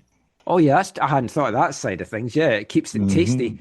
Because technically, Forge can lose on the last day of the season, Ottawa win, and Ottawa win the championship, where this point is all of a sudden very, very important. Yeah, so what happens is at 4 minutes and 10 seconds or so, between 4 minutes and 10 and 20 seconds, is Ottawa takes the free kick, and they choose to allow Nathan Ingham to take the free kick, the keeper, the last man. And the ball gets one in the air by, I don't know if it's Capania or Enyu, and played to, I don't know, maybe Vasco Fry, who knows that they have 3 or 4 guys upfield. He plays it through to Mosquito. And this is where the problem comes. Because if you're the referee and you think the time has gone, he could have blown the whistle right there and said, look, the last chance of the game was Ottawa's attack. Their attack is clearly ended. I'm going to end the game. Instead, he doesn't blow the whistle until after Mosquito receives the ball, goes around Manny Aparicio. Now, the ball does go wide, but it is a clear 3-on-2 advantage for Vancouver, with also Ingham backpedaling to his line. And like you said, there's a fourth potential, at least one potential VFC player jumping in as well. Yeah. So, and then after he gets by, then he blows the whistle. Michael Venn or Veen, Venne. Think it's Venn. Blows the whistle. whistle. Do a Venn diagram for him. And then on top of that, Nico Mosquito rushes over, and before Mosquito gets there or seemingly says anything, he's holding out the yellow card for him. Kunle Dadaluk expresses his concern over how the end of the game is handled. I'm sure very politely and calmly, and is booked as well. Yeah, I'm surprised Matteo Capagna didn't, because he was worse than Dadaluk. I think he was already on a yellow, maybe, so maybe there was some restraint there. So here's the deal. Like, to me, it is objectively the wrong decision has been made. I've talked to some people who are officials who I respect. For a number of reasons, at least one of them asked me not to mention their name on the podcast, so I won't mention any of their names. But they all say, like, yeah, this does not look good for the officials. Now, part of what they said is, I think typically what will happen in situations like this is actually it's the fourth official who will tell the ref, yeah, the game's over, like it's time to end it. So it's not even. So there's a chance that maybe this is actually not even Michael Veen's error. It's the fourth official who says end the game. But again, it's still the wrong decision. And even from midfield, you should have an even better view of what's going on, and see what's developing and see what's actually happening, and be able to keep track of those extra seconds when the players are down, because you're not focused on ripping these players apart in the one instance. And yeah, it's just the wrong call. And like, yeah, something needs to be done about the official. I know every person says this about every league that they support or they watch or they follow, but I feel like the CPL, 7 years of watching it, 3 years of following it extremely heavily, it feels like there are more matches decided, like extremely influenced by the referee's decisions than in other leagues. Now, obviously, it still happens in MLS. It happens occasionally in the Premier League. It happens in Germany even a little bit, but in Germany, it happens, I would say, far less, because there is such a high standard, and there is such, obviously, at the same time, there's high quality, and they have all the measures to help them. But it's simply like not good enough. And I think part of the problem is this goes to the CSA, because again, the CPL doesn't have their own referees and whatever. This is something that's run by the CSA, and maybe I'll talk about this more in the future about what they can do. But multiple people have suggested to me there are ways that this could be improved, in terms of, while you're trying to increase the quality and the consistency of the refereeing calls, there are measures that you can take that would help not just the players and the teams and the clubs and whatever understand why decisions are made, or what happens when maybe reviews are done and it's deemed that, the wrong decision was made, but also help the general public understand what happens when a referee costs a team a game. Yeah, because in MLS, you've got the pool reporters that can ask referees questions. The farcical thing about that is you can't ask them anything after the 80th minute, because you've got to submit your question by the 80th minute. Yeah. So that wouldn't have helped, say, in the Orlando Whitecaps game. Yeah, or in to ask a question. Or LAFC. What? Yes. But a couple years ago, or a year or two. Or whatever. Yeah, it would be a good thing to talk about in the off season. Refereeing, and any referees listening to this, let us know how you feel the referee education could be improved. Also, let us know what you think about that decision as well, because I'd be curious for any that you haven't spoken to that are listening to this. But here's the thing. Well, first off, we will be talking about this more, and we will be talking about maybe who the people are that need to take the measures to move towards improving some of these things as best they can and aren't currently doing so. Here's the thing, though, Michael, and I said this to you, and I sent you the link or whatever. The exact same thing happened in the exact same fixture last year, but going the other way, and I won't even fight it. It was even worse last year for Ottawa. Ottawa had the same thing. End of the game, ball gets played forward. Their guy's on a breakaway, and the referee blows the whistle. I've seen it in some other games as well this year. I think they were CPL games. It's ridiculous. The thing is, and because ultimately, apart from Vancouver FC fans and maybe some Forge fans watching, most folk won't care about this. If it had been in the reverse and Ottawa were on the break, then that hits more news. But I forget what it did to their season last year, but yeah. And I forget what I said on the podcast last year, because I think last year I might have just said, I'm thankful. They got it wrong, but I'm thankful. Yeah. Because you see other games as well when it's way past the time and the referee's like, I'll just let this last move play out. And most of the time it comes to nothing. Well, that's the thing, is there is this expectation that that's how the game is to end, right? It's also stipulated even in the communication of it now. There are a minimum of 4 minutes being added to this game. Not this game is ending at 4 minutes. And it's that referee discretion. Exactly. But then the assumption then is the referee is going to account for other shortages that happen within those 4 minutes. Yeah. What I would say from a VFC point of view that I liked was that I liked the players' reaction. I liked them losing their shit at this, because it showed how much they want to make sure that they didn't finish bottom. Oh, yeah. Now, I thought they still couldn't with a win next week, but then you pointed out to me that no, you're definitely relegated to League One now. So a League One side in the CONCACAF Champions Cup. TSS Derby is going to be lit next year when we take you lads on. No, in all seriousness, you are bottom now. Mm-hmm. The point you got takes you to the joint worst record in CPL for the 28-game season. So you can at least not be the worst CPL team with a point or more next week. But a win today would have guaranteed that. Yeah. And it would also have meant that you had a chance next weekend surpass. not to be last. Well, it could potentially even be sixth. Exactly. Our highest ever. Yeah. So for folk that might be like, oh, well, I mean, it's meaningless for them anyway. No, there's it's not. pride and other aspects of that at stake. Well, you even heard in talking to the players, it was a target when Nash like Elijah made a big point about it. It was making the cup and not finishing bottom. Those were the two targets.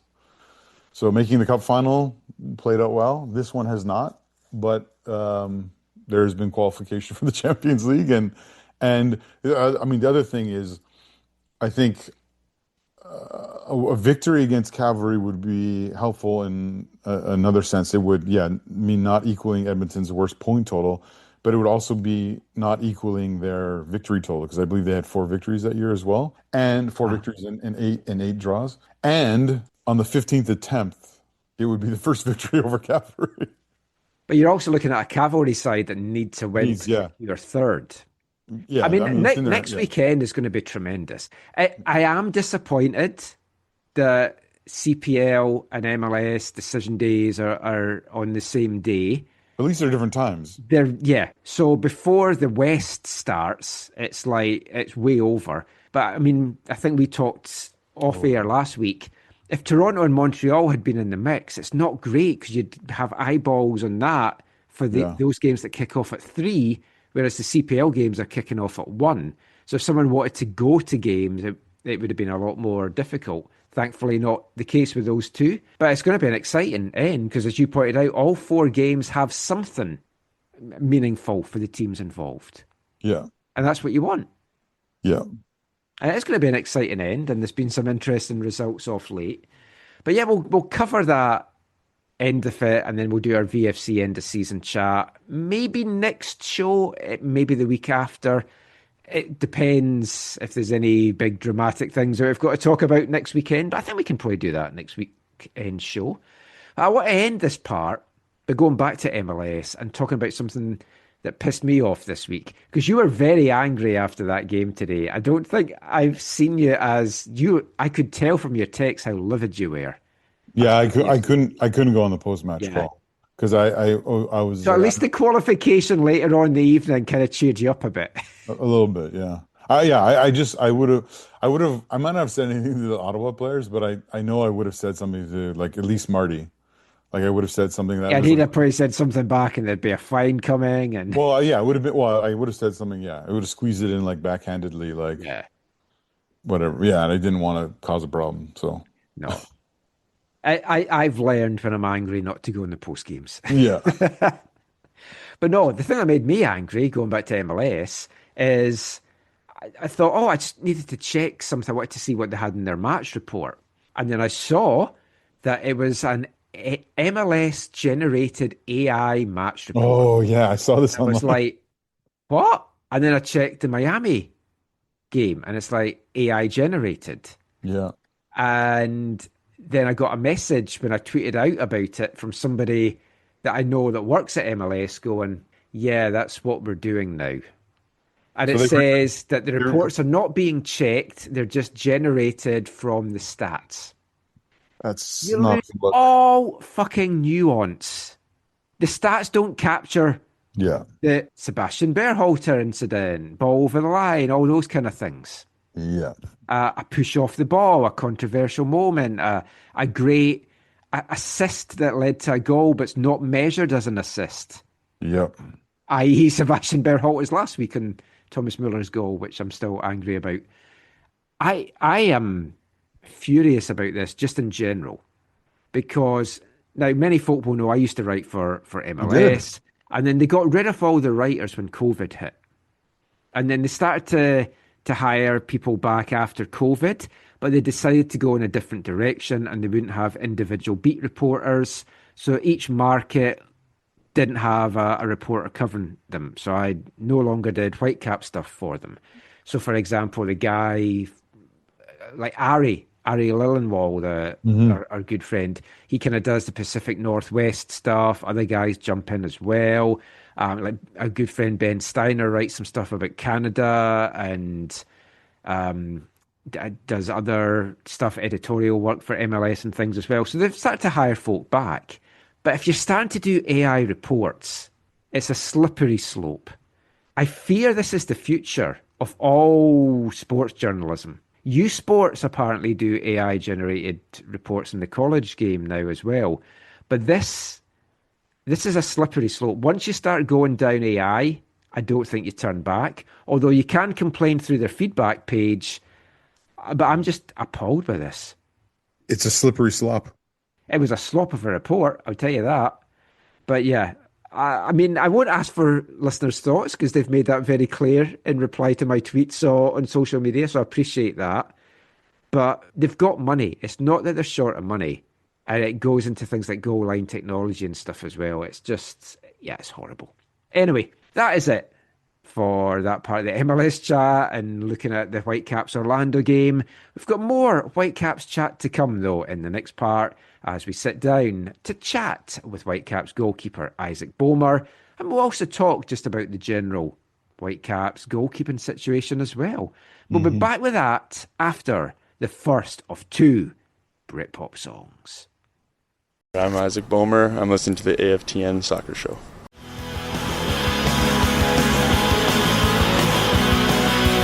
I stayed in last night. I wasn't feeling alright. I knew it couldn't last. I started thinking of you. And I wished we could be dancing in the dark really slow.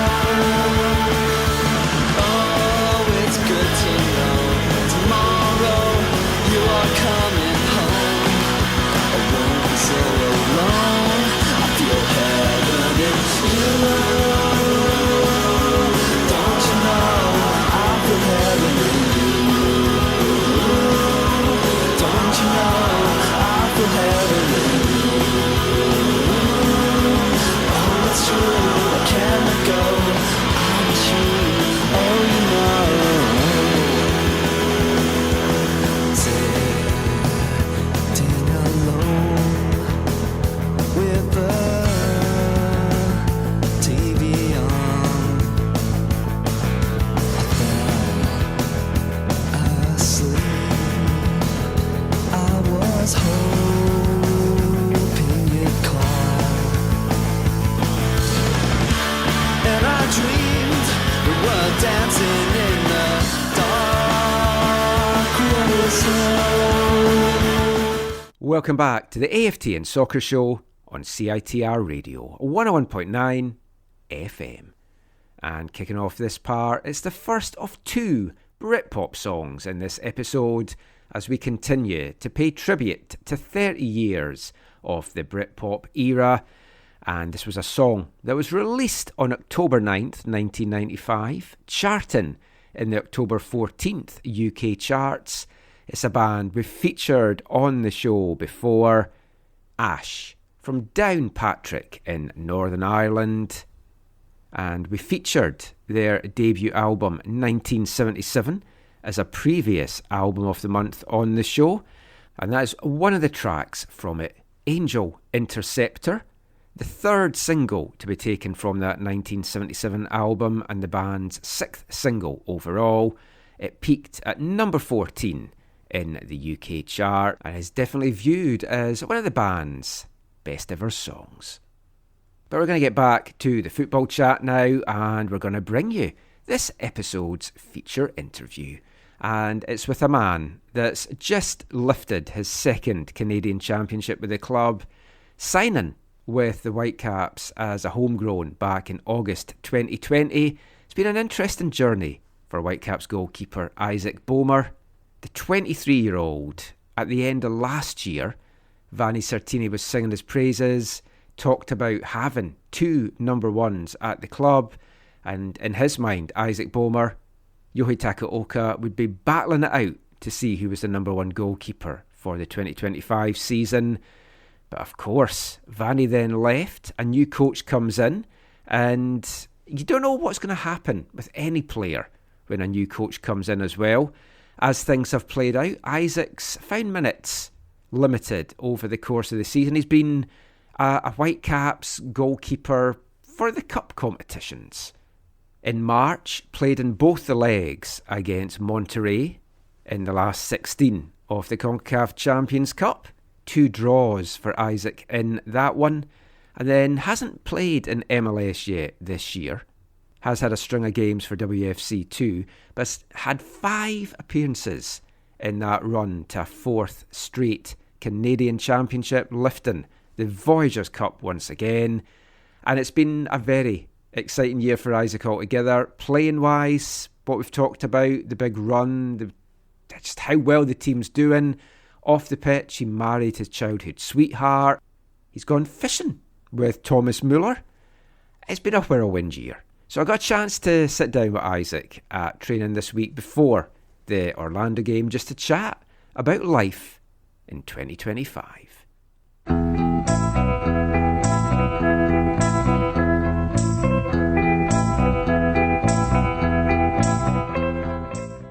So Isaac, first time we've chatted since your wedding, so first of all, congratulations on that. How's married life? Married life is going well so far. I can't complain about anything. People say the first year is hard, but I guess the first 3 months have been nothing but rainbows. That's good. I don't think the first year is hard, really. I think year 2 and 3 can be, to be honest. I've been married since 2002, so I mean... It's a breeze, right? Yeah, it's easy. You just ignore each other after a while, so it's fine. How's life on the farm? Oh, life on the farm's good. We're starting to breed all the animals, so we're hoping for spring piglets and lambs. So nice. That's some new stuff. No, it's going well. Everything's going well. On the pitch then, I mean, a week ago, because we're doing this on Wednesday, it's going to go out in a few days' time, but like a week ago today, it was the Canadian Championship final, second trophy for you, second start in a final.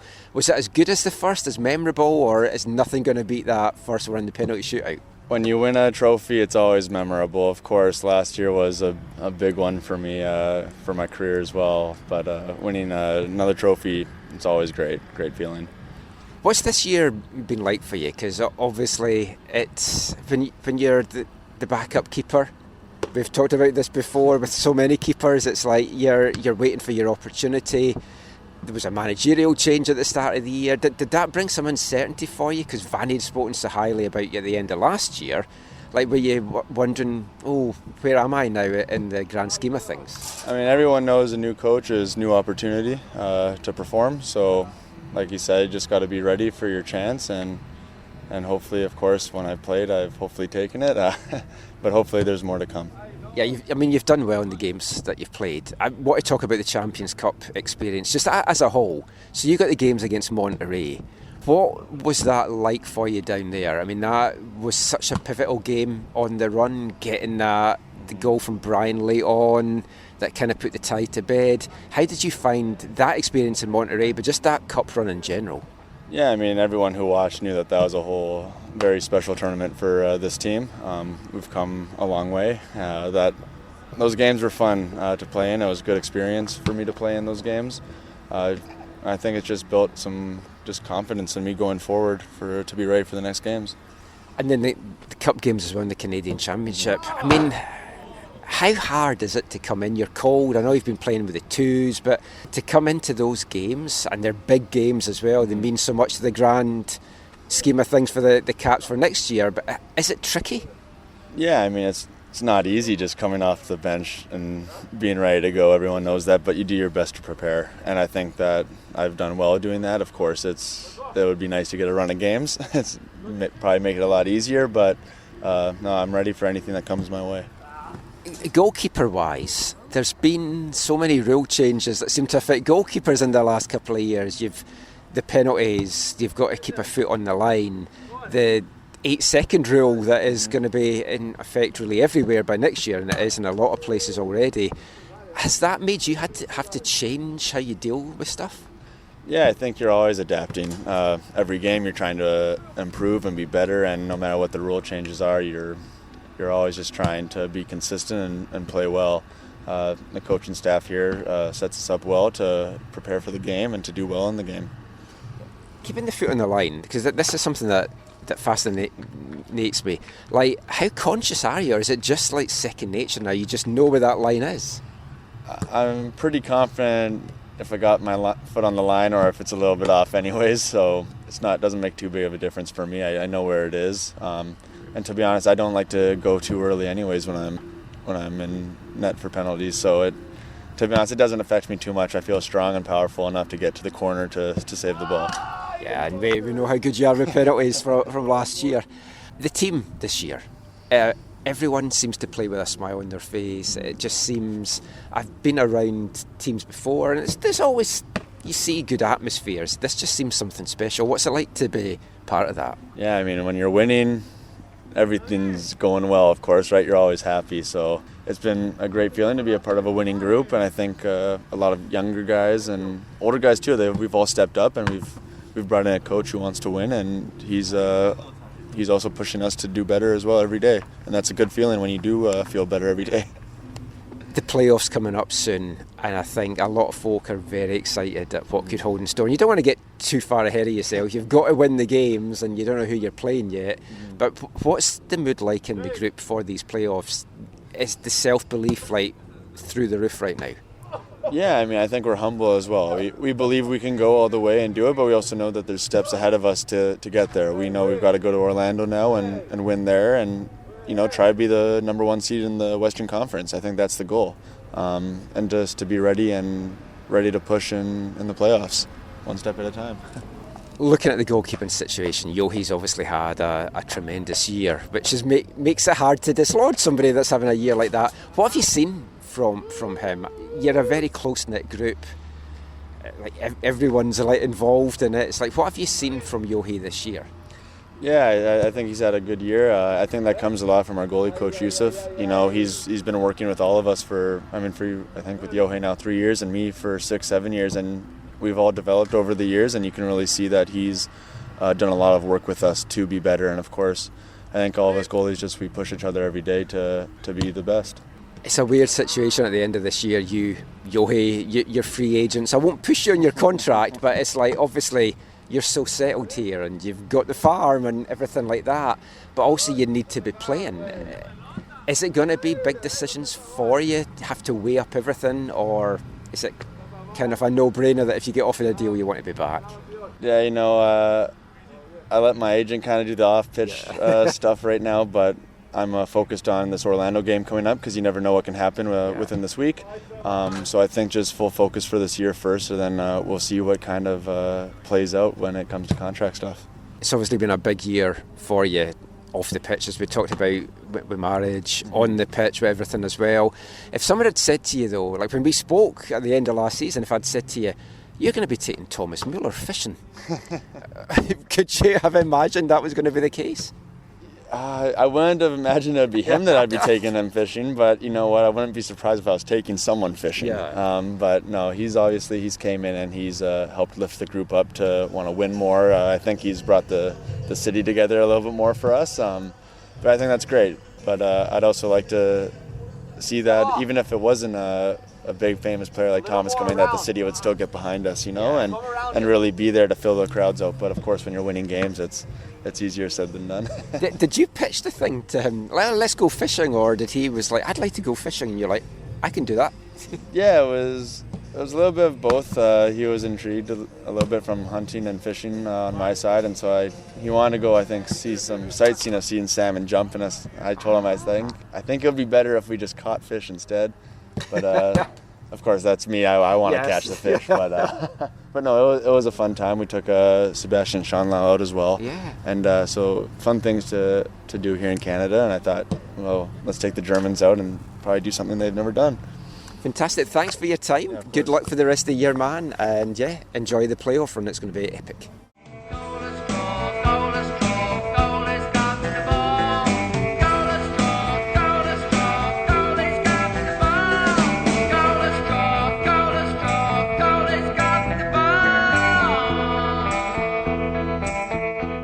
Isaac Boehmer there, and yeah, it's been a fantastic 2025 for him, Zach. On the pitch, off the pitch, getting married, going fishing with a legend like Thomas Müller.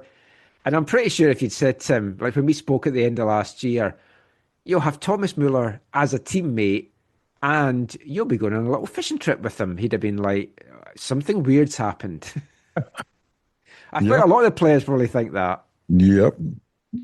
But the goalkeeping situation is going to be interesting next year, I think, here at the Whitecaps. Both Isaac and Yohei Takaoka are going to be free agents at the end of the season.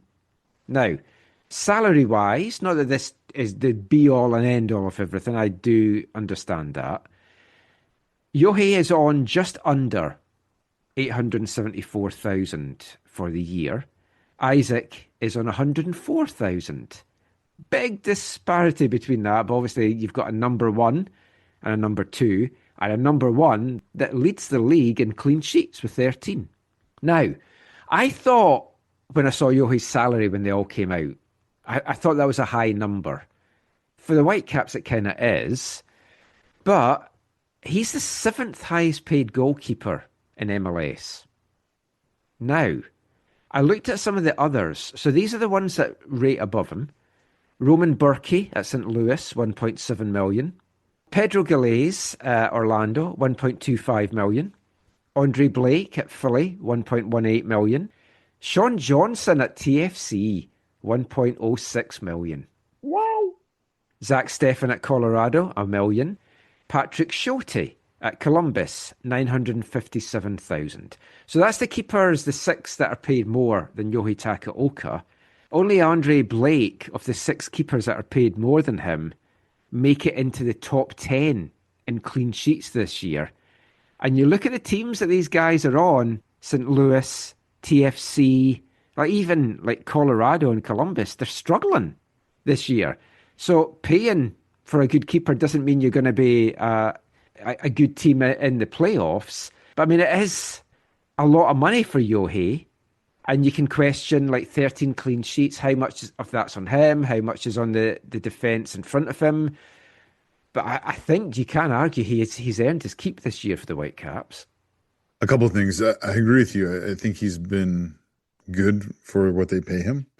I think the bigger question, I was talking about this with the Chad Rempel recently.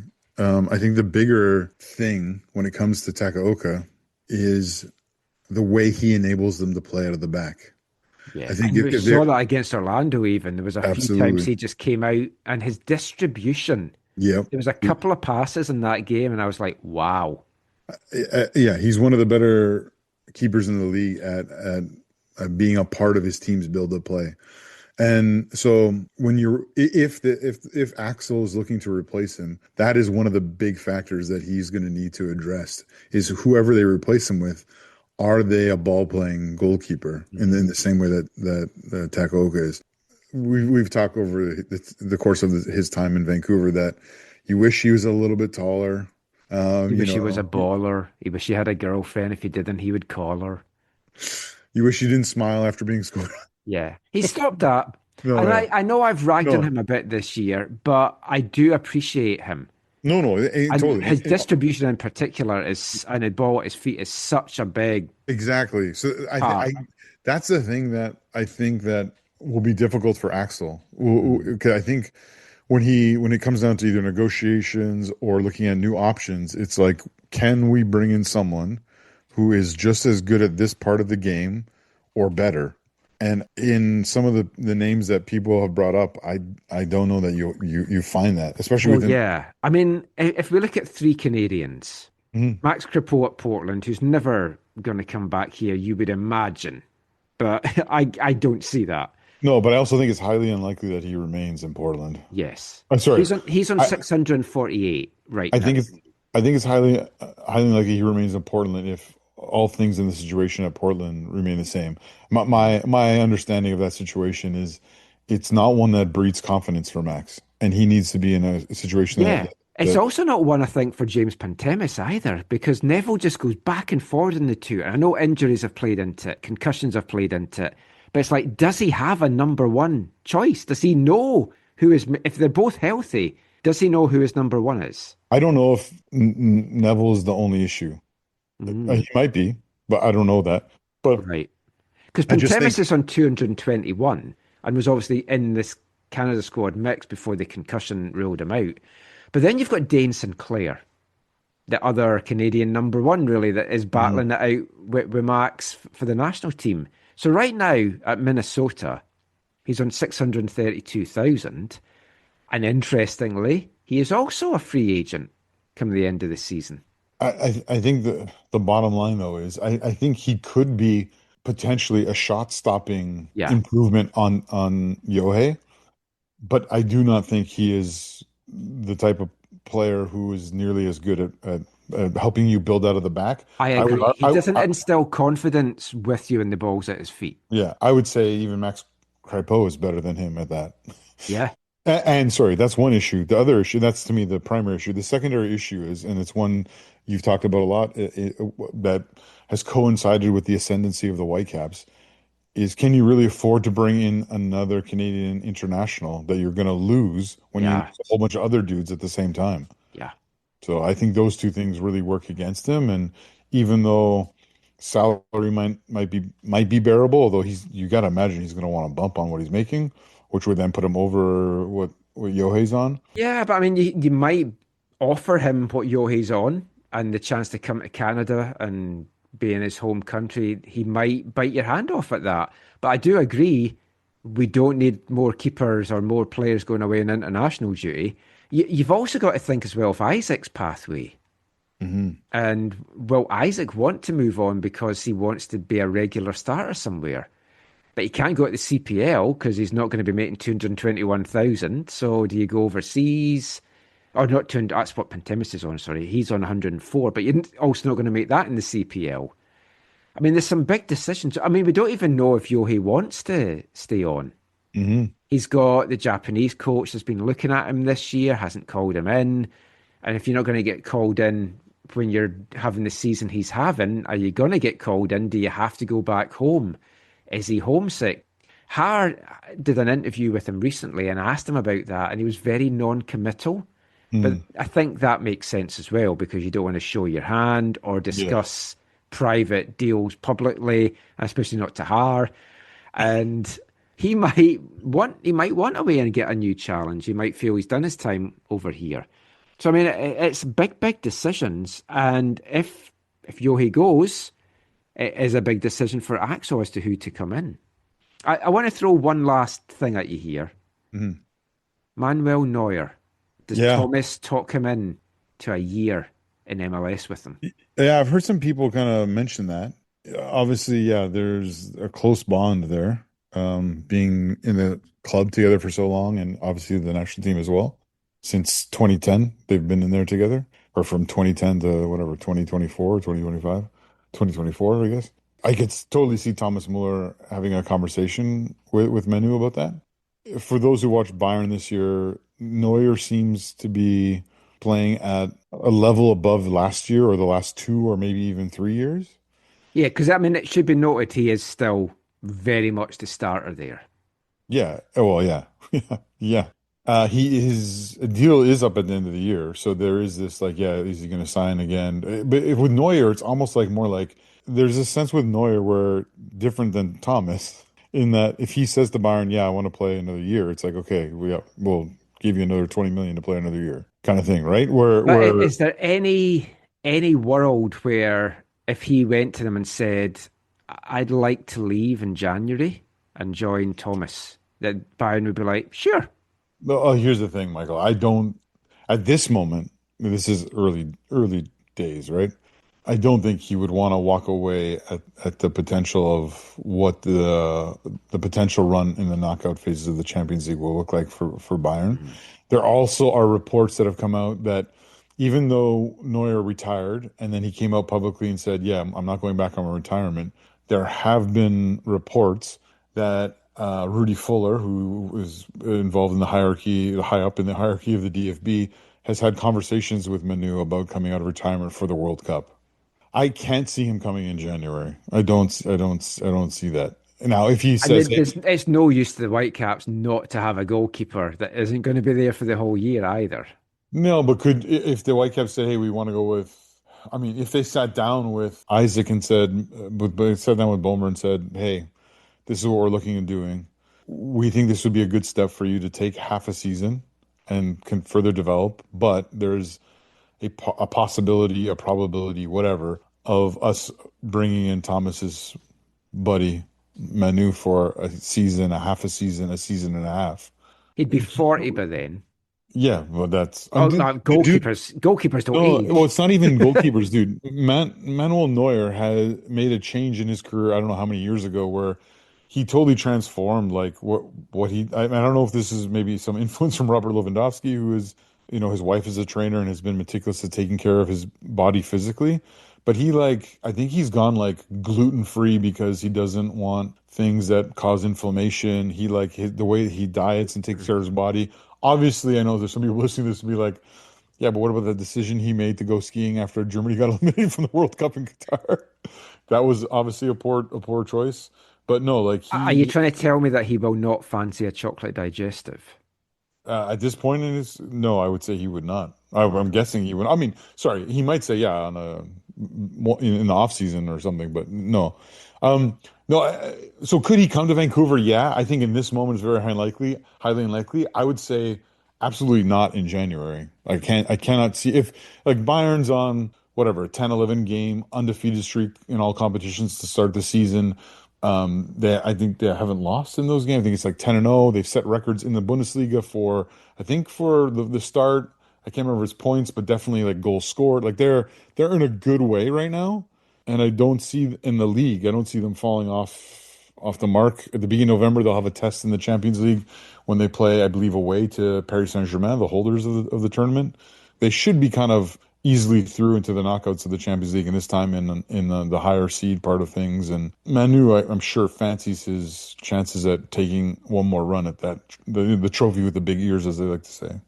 Because the last thing about Boehmer there, though, is in that conversation, if they were to have that hypothetical conversation, I mean, you talk about all these young players and all the way that they're learning from Thomas and stuff, and how this has been infectious and helpful and growth for the players as players and humans and all these, sports people and all that kind of stuff. I think part of your conversation with Isaac could be, hey, yeah, we're going to give you a run for half a season, and then we're bringing in Manuel Neuer, and we want you to continue to develop as his backup for half a year and a half, whatever. As Isaac Boehmer, do you then say, wow, that's an incredible opportunity, and yeah, I want to take that. Now, he might then study and realize that Neuer is I play every game, I don't take breaks, I whatever, because he keeps himself so well, regimented and high performance, and he loves the game, and yeah, that can be a problem. But would he be oh no, I'd love to learn from him for half a season or a season and a half before he retires or whatever? It's like Thomas Müller at LAFC when chatted to him when he was here, not actually interview, we're just chatting away after one of the games, and he was talking about just what he's learned from being around Hugo Lloris, and it is a great experience. You've got to remember, these guys are young and they've got very long careers, hopefully, ahead of them in the game. And we also don't know what next season's shape of the season will look like and how many games it would be before he might even join, with the break that's coming and stuff like that as well. But yeah, some very interesting things. We'll see how all of that plays out over the coming weeks and months as all the roster decisions get made for 2026. So that's nearly it for this part, but we're going to finish with one of our fun segments and find out whether Whitecaps assistant coach Michael D'Agostino fancies a chocolate digestive. Anyone fancy a chocolate digestive, even though it's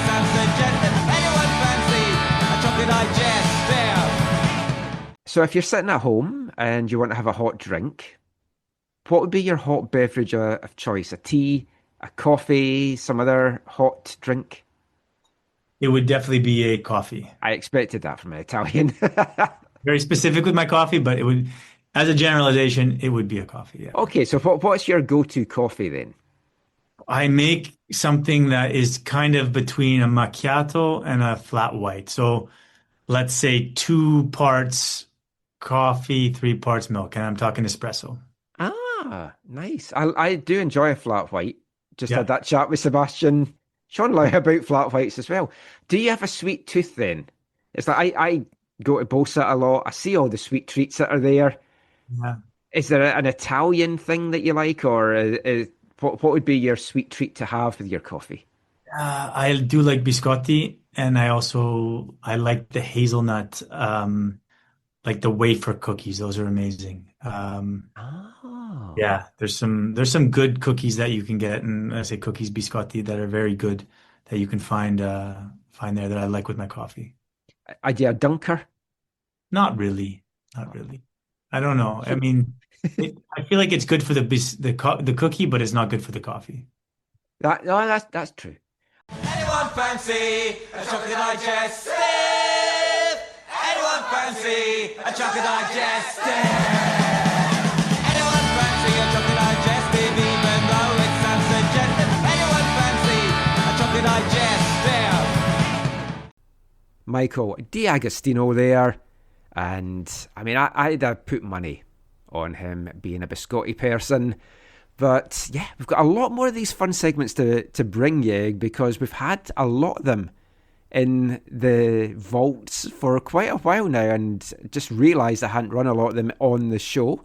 So we'll have more of these as the year plays out. But that is pretty much it for the Whitecaps chat for this episode. It's not it though for the football chat. We're going to turn our attention to World Cup 2026 and just some more FIFA shenanigans. And we'll be back chatting about all of that after this second of this episode's Britpop songs. Hi, I'm Matias Laborda, and you're listening AFTN.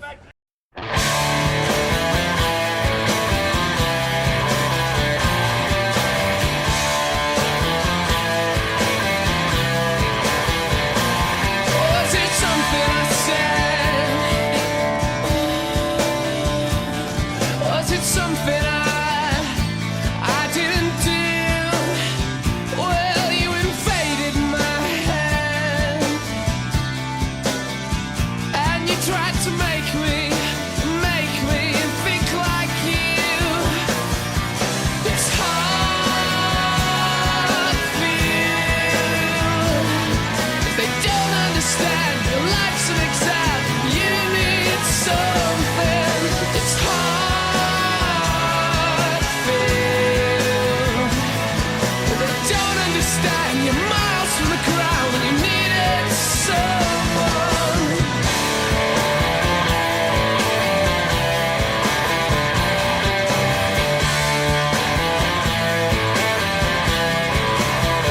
Well, you listen to me. Your skin and eyes are what they should be. God's sacred lies. It's not to share that love. It's a smile inside. It's hard for you. They don't understand your life's an exam and you need something. It's hard for you. They don't understand you're miles from the ground when you needed someone. Was it painful? Oh, did it hurt you? Oh, let's all go together. Welcome back to the AFTN Soccer Show on CITR Radio 101.9 FM. And kicking off this part, it's our second of our Britpop songs for this episode, and it's another band that we have featured as our album of the month From Macclesfield in England, the band is Marion, and that is a single that they released on October 9th, 1995, and another one that charted in the October 14th UK charts, Let's All Go Together. It was the band's fourth single, and it was to give them their third biggest hit overall, peaking at number 37, and was taken from their debut album, the album we had as a former Album of the Month, This World and Body. That album came out in February 1996. Highly recommend it if you missed it in our earlier shows. But we're going to get back to the football chat now. We're going to turn our attention to World Cups 2026 and beyond. But we'll start off by just a follow-up to what we talked about in the last show, the World Cup tickets, which some folk, a very few amount of people that we seem to know have had access to, and I've heard from a couple of folk that did, and then they kind of balked when they've seen the ticket prices, understandably, or the lack of just Category 3, Category 4 tickets that are available, and it all seems to be the top ones. So there's been a lot of panic. There's been people looking at the resale sites, Zach, and just panicking at those prices. What you need to remember is this first pre-sale is like 10 to 15%. We've heard varying numbers of all the tickets that are going to be made available. If you factor in the countries that are going to be based here, we'll get 8% each as well. There's another 16%. So even 15 and 16, 31, it's just not even a third of the available tickets yet. Yeah. Now, we know the demand is going to be huge, but there's going to be chances at least for cheaper tickets, individual tickets, because right now it looks like getting hold of individual tickets for the games at BC Place, it's going to be tough. Yeah, I mean, it's very frustrating for the common football fan, right? Because most of them didn't get access to tickets, and those who did, like, you and I know people who did, who were like, okay, what can I afford to do? Yeah. Or what can I afford to scrape together that I'm not going to be able to pay back right away or whatever, right? Like, there's all kinds of situations. See, this is the thing that I said to Caitlin about this. It's like there's going to be so many folk, because it's the Visa pre-sale, they're going to put it on their credit card. Yep. And then because of the prices, they are going to be like, I'm going to have to pay this up over a few months. Yep. Then you start adding interest Yep. onto these exorbitant ticket prices. Yep. And it gets worse and worse and worse. Yeah. I mean, we got to experience it firsthand. Well, I guess you were living vicariously through me sending you messages of, these prices are horrendous. This isn't available. No, but I mean, that's the thing, is the way that, I mean, it won't be the same as what the FIFA Club World Cup, I don't think, where, like, I think I told you, or I think maybe you said one of the last show or whatever, where my buddy Flo, like, I think they literally, their accounts were credited when they lowered prices, right? Like, they originally paid X, and then they lowered prices and they gave those people the money back. You don't see, I mean, I think FIFA knew they were in trouble with that tournament at that point anyways. Yeah, they're looking for goodwill by that point. Yeah, but here with this, because that was a new thing.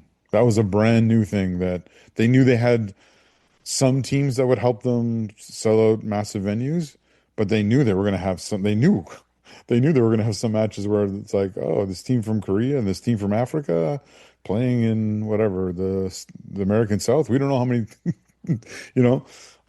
and even though that will be the case with the World Cup, there will be a few games where it's like Iran, Angola, like I went to in Leipzig, where okay, the stadium is not full, and I bought a ticket on resale for face value, or sorry, 2 tickets for my wife and I. But that is also the World Cup experience. Yes. No, totally. But the problem, there's a price for that is realistic and reasonable. Exactly. I think these right now are not at that price. Yeah, I think my wife and I for that game got probably Category 3, maybe Category 2 or whatever. But like, yeah, the way that they have said that they are embracing a North American sporting ticketing model is is them saying, yeah, we're going to take advantage of all the worst parts of capitalism. Yeah. Right. We can make Or I guess 30% on all the resale tickets.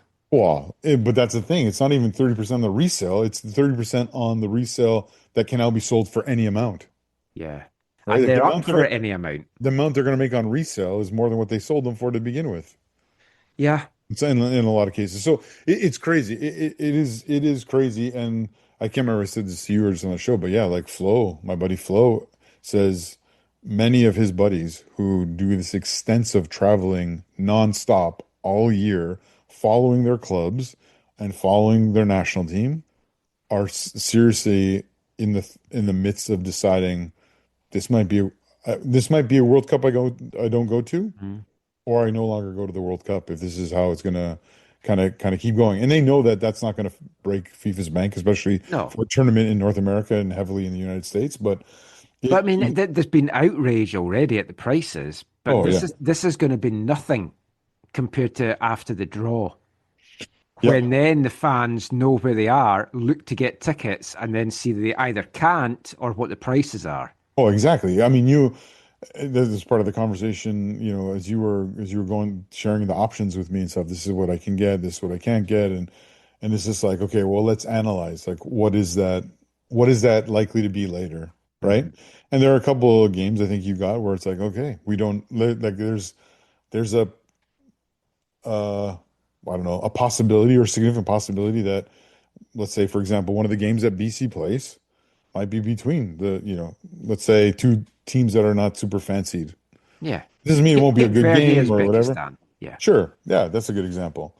Right? So that could be the case. And it's like, okay. And then you paid X for it. Yeah, because it's category 2 or category 1 that was available. And it's like, well, why would I want to pay $400 for that? Yeah. And now it's a package deal. Yeah. And now that ticket is worth, $100, and you paid, let's say, $4. Like it. So but then you could also, because the package deal includes, you can get a 6-pack or a 7-pack. That's the round of 32, round of 16 as well. You could suddenly luck out, and it's Argentina, and you can sell that one ticket alone that covers all your expenses for the tournament. Totally, except for the issue with that is then you could, but then is that like, then you're becoming a part of the problem, right? Like, exactly. Yeah, I wouldn't begrudge. I've weighed that up because, like, I did appreciate I could have bought tickets and sold them pretty confidently and made a profit. Yeah. Oh, totally. For like quarterfinals in the US and round of 16, and I was like, I don't want to be that person. I'm a football fan. Yeah. I don't want to do that to another football fan. But again, in capitalism, in a capitalistic structure, that's not a bad thing, right? Because you are saying, okay, look, I'm going to buy these because I know I'm going to sell that, and then I'm going to be able to afford the things I want, my country's games, or the games I in my city, or the games I can get to, or maybe it's like I can buy all these and I can sell them so that I can pay that stupid amount to go to the final or something like that, right? So in a capitalistic world or capitalistic way of thinking, that's totally justifiable, right? Yeah. But yeah, it is a difficult thing. I think the things you got, I think you have enough stuff where it's if for some reason you weren't to go, I think it's sellable and you won't lose your shirt. And on the one or maybe two games where it's a mystery, again, I think everyone in this city is hoping that those will all be amazing games and they'll be great. I, for one, am just thankful that I have people in my life like you through whom hopefully I can have some access to tickets to and get to some of the games I'd like to get to. All I know is I'm guaranteed, if I'm not in as media, I'm guaranteed Canada's 2 group games here. And that was my main goal going into it. Yeah. And got them at category 3, which I think it was under 270, 280. I think that for Canada home World Cup, I think that's reasonable. I can live with that. I can justify that. And if I end up not seeing anything else, so be it. I'll be disappointed, but when you factor in flights, hotels, all these things for the folk traveling as well, it's repulsive what fans are going to have to pay for this. I've heard that flights are not crazy right now because I know someone who's already booked their flights to Toronto. It won't be now. but you don't know where. Like for Canada, you can do this, but for the Yeah. other countries, No, you yeah. can't. So The it's like problem, by the time the draw is made, these flights are horrendous. the And if we problem, get a big team here, which we should, and realistically, like anything, like a big South American team, because they're selling the Argentina and Colombia packs have sold out. One of them could end up playing games out of Vancouver. You don't know. yeah. And you're guaranteed how many groups are in Vancouver? Like 4 total, I think. Definitely 3. I thought it was 4. Anyways, that means you're guaranteed 4 of the European teams, right? Because there's going to be 1 per group. So, yeah, again, hopefully it all kind of turns out well. For me, the biggest thing, Michael, which I don't think I've talked to you about, is my biggest difficulty is when are they going to name the kickoff times? And will that be done by the draw, after the draw? Because in an ideal world, if I can make it work financially, logistically, Canada plays on the Friday night in Toronto in their opener, and then the next day there's a game at BC Place. And that's the one where we haven't talked about that. No, we haven't talked about that. I didn't realize that. So those are both games in an ideal world I'd like to be at. So it's about okay. I mean, if you know the kickoff times, then you know, is it doable? But we're definitely not going to know that before the draw. I don't think we're going to know it for a good few weeks after the draw, maybe even months. I might just have to book a flexible ticket then, not for the way there, but for the way home. Yeah, man, I hadn't even looked at that. Because I still think the prices for Canada's opener, Category 3 was 1,200. It's scandalous. I think the thing I might have to do if I am to book it properly is, if possible, is to do a red eye. Yeah. Oh, I mean, the only good thing about the red eye is it typically will go all the way through. But if I can do a red eye the night of the Canada game from that would be your 100% guarantee. But that's the thing, though. What if for some reason they put the Canada game at like 7 p.m. in Toronto local time? I'd still be finished by 9. Isn't the flight like 11, 12? It typically would be between 11 and 12. But even that's a tight window to get out of the stadium. Because of the traffic. To get out of the stadium, to get out, to get out to the airport, to have all your stuff ready to go. It's... And you can't leave early because you've just paid $1,200 for a ticket. So it's like... It's very expensive. Yeah. I don't know. It's crazy. And I know we're going to talk more, I'm sure, in the coming weeks when the next lots of the draws are up and we see, I think the end of October is the next lottery, and then the third one's going to be after. Well, that's the thing. Well, that's the other thing about this, Michael, is it was like, in the visa, there's going to be 2 batches of emails, 2 slots. And what ended up happening was there was there's more. Yeah. Well, there was one, and then there was no other emails with a different time. So they did a whole batch and then gave people 48 hours to buy whatever they wanted. And then the second batch went out, and those people were given 48 hours. Which I don't even think I was in the second batch. I think I was in batch 3. Oh, well, after you, there was at least one more batch. Yeah. So there's been 3 or 4 batches. So they're doing it until they sell all these tickets, because folk are reading all these headlines and panicking and just buying what's available. Which I think that is part of the thing that works in their favor at this moment is with what people are trying to resell them on through FIFA. They're saying, okay, well, is a Category 1... Well, I don't even know what the price is. The Category 1 Canada opener in Toronto, what's that go for? Like 2,500? I don't know. I mean, if Category 3 is 12, I dread to think. Yeah. So it's like, okay, might still have it here. But then if you're like, look, I can buy it for 2,500 now, or I can buy a Category 3 later for $4,000, right? Like, true. Again, it's all about... You're basically you're doing a little gamble. It's like you've gone to the FIFA casino.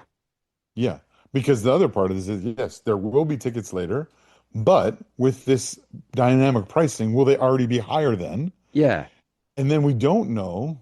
I haven't heard. I haven't asked. I haven't got confirmation. What about the 8% from Canada themselves? Yeah. Are they a dynamic pricing? Are they at the... You got to think they're going to be at the normal pricing, but you don't know. So.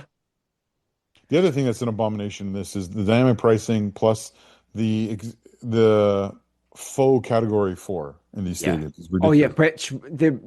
there's not a sniff of them even on the resale. Well, they're not. That's the thing is they're not even actual sections. Like at least in other, like even in the last World Cup where they were only for Qataris, there were at least 1 or 2 actual blocks. Like there were an actual section. Like this section is category Yeah, 4. this Here is it's like a couple of the BC couple place of is like, rows, but yeah, not those even top full 5 rows. rows over there, and on the other side, those top Yeah. 5 rows over there. Like I've seen a couple of stadiums. Actually, Toronto's category 4 is not bad in the grand it's the scheme of corners. things. It's the corners. Yeah. Yeah, Yeah. but yeah. Anyway, If you can somehow get them. yeah, no more ticket talk. But I do want to talk about one other FIFA shenanigans things before we talk about some of the qualifiers. Did you see more stuff from Infantino this past week, where he was laying the seeds Oh, that the 2034 World Cup would be played in the winter? Understandable, yep. But with the possibility that then might see a permanent change to Winter World Cups to allow for more summer tournaments, i.e. the Club World Cup, saying things that football needs to change with the times. yeah, I did see some of that stuff. So the presumption is, right? I don't think this has been decided, but the presumption is that's the Saudi World Cup. Yeah. Is that completed? It's not 100% yet, Right, but okay. they're the only bidder. Right, that's what it is. That's why I think it's complete. Yeah, you don't want to you don't have a tournament in Saudi Arabia in the summer, that's for sure. Some folk would say you don't have a tournament in some bits in America in this summer, though. That's fair. That's fair. It'll be interesting to see because they have some existing stadiums, but again, you imagine they're going to be building a bunch. But are they going to do what Qatar did and make them like freezers, right? Like, are they going to make them ultra cold and Yeah, help I offset still the can't heat? believe you were like, I'm cold in Oh, the dude. stadium. A couple of those, like at least 3 of the stadiums I frozen because of where my seats were. I mean, there was one where I was in the sun, I had to move, but I couldn't move because they hadn't let in enough locals to fill in empty seats yet. If you're going to have a World Cup in those locales, I understand it being in the winter. My perception on what happened with world football in 2022 is highly biased by what it did to the Bayern Munich season. And Bayern Munich, of course, plays in a league with a winter break. Typically, the winter break is 6 weeks, where the players have 3 weeks off, and then they're back for 3 weeks of training before they go back into football. Like I said, with Germany getting knocked out early and a ill-fated ski trip, and it wasn't downhill skiing. It was, I've heard this type. It wasn't cross country. It wasn't downhill. It was some other type of skiing that Manuel Neuer was doing. But that really kind of just destroyed the season. That extended break in the winter really messed up my club. Do I think in and of itself is it a horrible thing? No, I think places like England and some of the other places in Europe probably should take a winter break. I know England is hard because you have the special Christmas season, which is extra taxing on the players, but is a special cultural thing. But, Also, though, the weather in the UK, you can get snow in November, you can get snow in March, April. It's like you don't know when the best time to take the winter break actually is. Yeah, that's true. So I see that. The biggest problem with all this whole thing, Michael, is the making room for more tournaments. Yeah. The FIFA Club World Cup. FIFA want to run club football as well. Yeah. So the FIFA Club World Cup, as it was experienced in this inaugural expanded edition of 32 clubs, is something I think, they want to continue to do. It's more about frequency is I think the bigger question. Now that it's happened, I don't see it going away. I don't see FIFA you hope it's going to be 4 years. Yeah, that's it. But you don't. It does not look like that.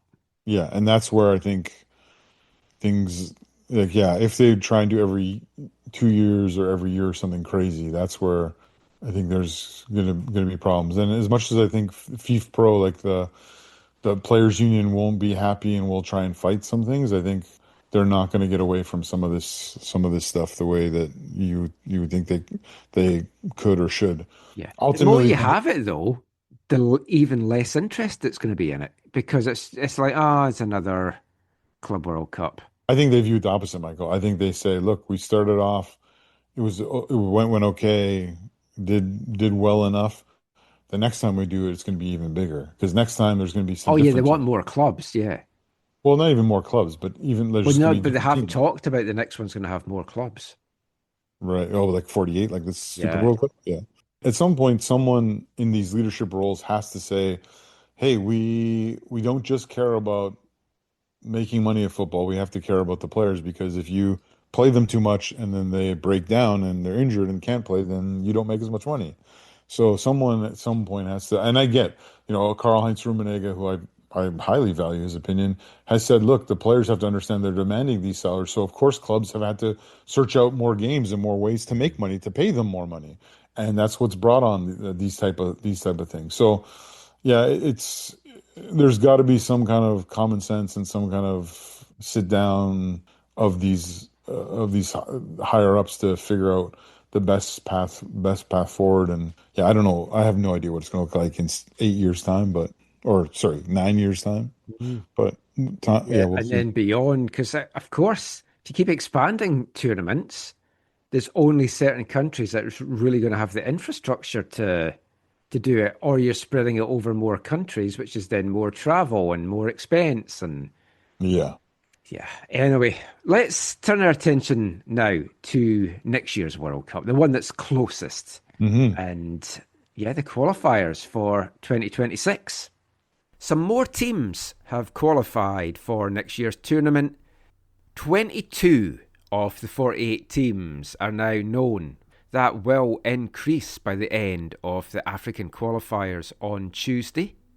Up until Monday, Jordan and Uzbekistan were the only first-time qualifiers, but they were joined on Monday by the historic qualification of Cape Verde, Cabo Verde, to give them the more localised name. And I tell you, when you look at the standings and some of the other qualification, you feel they're going to be joined by some more first-timers before this qualification is done. Now, Egypt and Algeria have been close for a while to booking their berth to next year's tournament, but they confirmed their spots on Wednesday and Thursday respectively, joining Tunisia and Morocco as the first 4 African teams to book their berth. Interestingly, all the North African ones. So it's a right powerhouse up there on the continent just now. They were joined on Sunday by Ghana, who beat Comoros to wrap up Group I. And then, as mentioned, Cape Verde wrapped up Group D with a big 3-0 win over Eswatini, the former Swaziland, on Monday, seeing them beat Cameroon to top spot in Group D. And that leaves 3 places that will be decided on Tuesday. Maybe by the time you've heard this, maybe before, depending if we can get this dropped in time. And fighting it out for those final 3 guaranteed African spots in Group B is going to be either Senegal or DR Congo.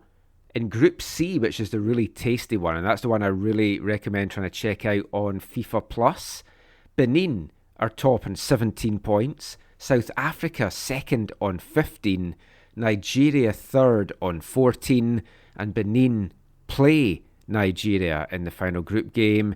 If Nigeria win that, South Africa have a chance to win the group. If South Africa drop points in their game against Rwanda, which you'd expect them to win, but nothing's guaranteed in international football, Nigeria could still make it to top spot, all to play for in that. But again, Benin could be another first-time qualifier in African qualifying. And then the final spot is going to go down to between Ivory Coast and Gabon. Ivory Coast lead Group F on 23 points, Gabon second on 22.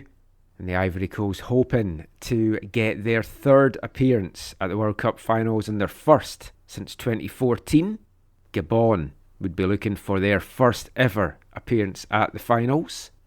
But hope is not lost for some of the others, because the top 4 second place finishers will battle it off in a semi-final and final set of matches in November to decide who becomes the sole African representatives at the Interconfederation playoffs next year. So it's going to be very exciting how the African qualification wraps up. You can catch all the action, see highlights as well for all the games, as I mentioned, on FIFA Plus. In Europe, Scotland won ugly against Greece and Belarus, but Denmark beating Greece on Sunday sees Scotland guaranteed at least a playoff game, and as things currently stand, that would be a home semi-final against Slovenia, Slovakia or Albania. They can still win the group though, with the big decider coming up at home to Denmark on November 18th. And in CONCACAF, we could also be in for some shocks with Suriname, Curacao and Haiti leading their respective groups after the first round of matches this window, and I'm here for that. It would be Suriname and Curaçao's first appearances and Haiti's second. After Monday's games, though, in Group C that saw Honduras win 3-0 at home to Haiti, Costa Rica win at home 4-1 to Nicaragua, Haiti have lost that top spot 4 games in. They've dropped down to third, with Honduras leading that group on 8 points, Costa Rica on 6. But in CONCACAF Europe, still a lot of football to be played. A lot can change. But it's going to be very exciting watching how all of that plays out. So while CONCACAF's qualifying could be very interesting, we could see these new teams representing the Confederation, which would be fantastic. It's obviously not competition time for the 3 hosts, and Canada's preparation for 2026 took a bit of a speed bump in that 1-0 loss to Australia in Montreal. Zach, Nestori Irankunda's 71st minute goal, the difference between the two sides, their only shot from 5 that the Aussies had on target. Canada had 17 shots, 8 of them on target. And Irankunda was a player that you talked about the danger of heading into this match. Yeah, I believe I told you he's going to score. You did? Yeah, Irankunda. And I was like, who's Irankunda? Yeah, he's an interesting player. He's a player from Bayern. Bayern brought over from Australia to play, to start with their second team.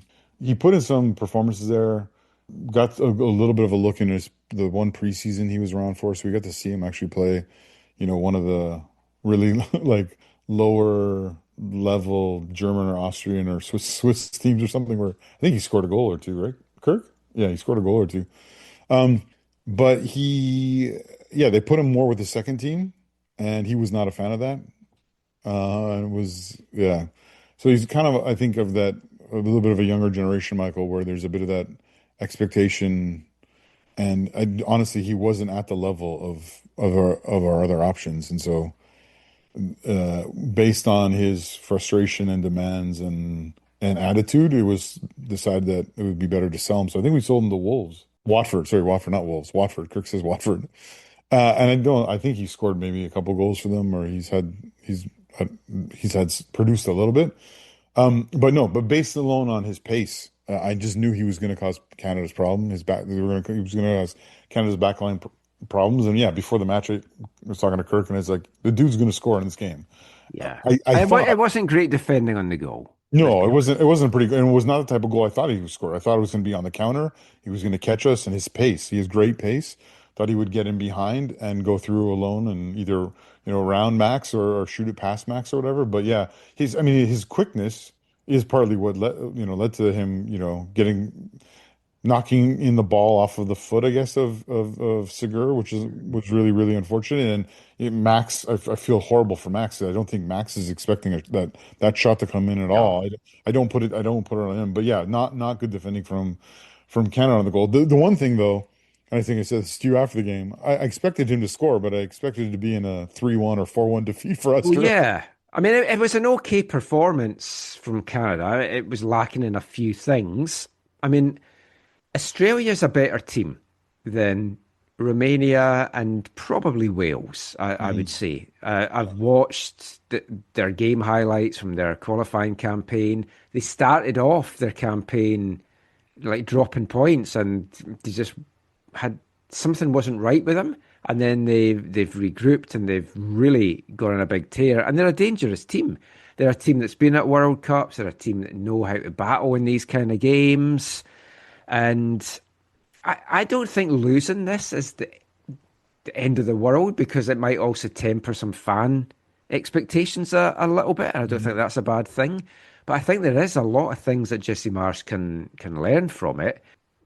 It is fair, though, to look at the game and go, oh, maybe we aren't going to have it as easy in our group, even as we were thinking maybe after those 2 wins over in Europe. Whoever's drawn into Group A with Canada will look at this match and will see at least somewhat of a template, right? They played 4-5-1. Yep. Right? Played very, very deep, very low block, and just said to Canada, if you're good enough, come and break us down. Which is the kind of stuff that they've done when they've been playing like Japan and South Korea. Yeah. And Canada on the day wasn't good enough. I think Canada has the tools and has the quality and has the players to be good enough.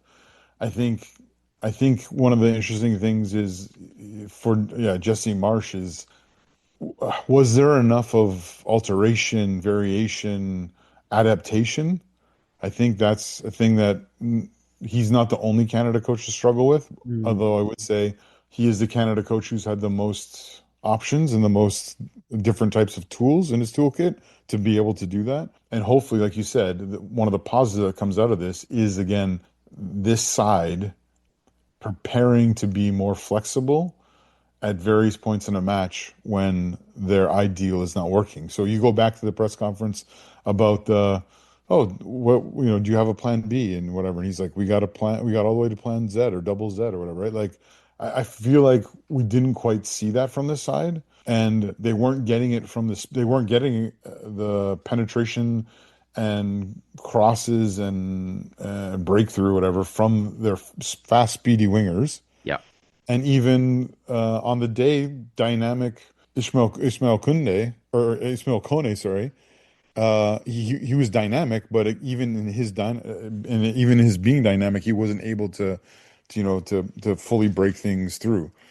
You have other things like, I mean, the biggest criticism for me, Mike, I don't know about you, is starting Kyle Larin. I mean, I was going to bring that up. I mean, it was incredibly frustrating. I think so many of us are wanting to see David and David just to see what they can do to start a game together. But even like Tanny, who's just earned a big move, been in great form, it's like, surely either of them should be starting over Kyle Larin. And I get he's been a great servant to the programme, but we've talked about so many places. I've talked about always at the end of his time in the programme or for being a starter, etc., etc. And when I saw the lineup for this, I was like, oh, that's wasn't expecting that. Now you've got a game with Colombia coming up that's going to be even tougher. And I mean, it might actually suit Canada a bit better because it's going to be a lot more open, because Colombia is going to be an attacking team. And I think that is where we do well, where you've got an end-to-end game and both teams want to come and play. But who starts that, especially up front, will be interesting. I mean, the decision felt doubly bad because Jonathan David isn't in the best form of Juventus, right? They've been using him more as, it feels like, as a central attacking midfielder or someone playing behind the striker, which he does do for Canada and did do some in this game. But yeah, the Larin thing, I think he's at Feyenoord. I think he's only appeared in a couple of competitive games, hasn't scored a goal. When you had Promise David on the bench, who isn't maybe in his top form, but has at least scored in this season, you had Tane, who's at least already opened his account in Spain. Yeah, I agree with you. Both of them would have been better options to start. And hopefully this is, while he's in this form at least, this is hopefully was the last chance for Kyle Larin. Again, maybe that is part of the wake-up call from this match.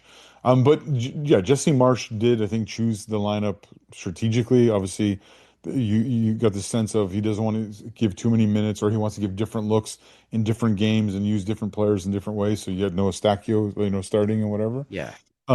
Because you got to figure Stachio has to start for Canada, whether it's with Kone or with Segur playing midfield or Saliba or whoever. Like you figure he's one of the locks in there. But and yeah, I think this Colombia game, like you said, it's great that they have another game coming so quickly. And it's encouraging that it's at a different kind of side, a side that's not going to sit back. It's a side that's going to come at them, which maybe will, like you said, favor some of their preferences, and they'll be able to maybe use their speed to their advantage better. Why? Like especially Buchanan, maybe Schaffelberg, Ali Ahmed's dribbling abilities and stuff. There was some frustration. I mean, honestly, there was a little bit of frustration, but yeah, like I said, hopefully a learning experience.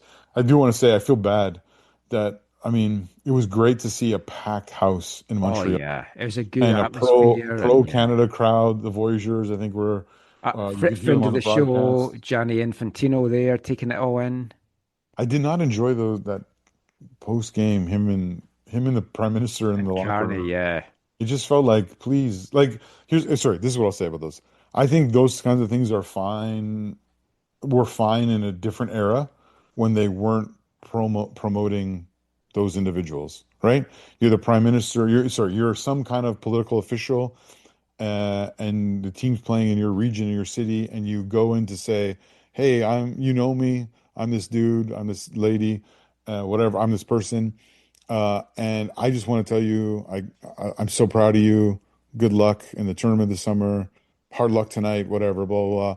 And there's no camera. There's no one videoing it. It's not a promo for whether it's the federation or the politician or the government or FIFA or whatever.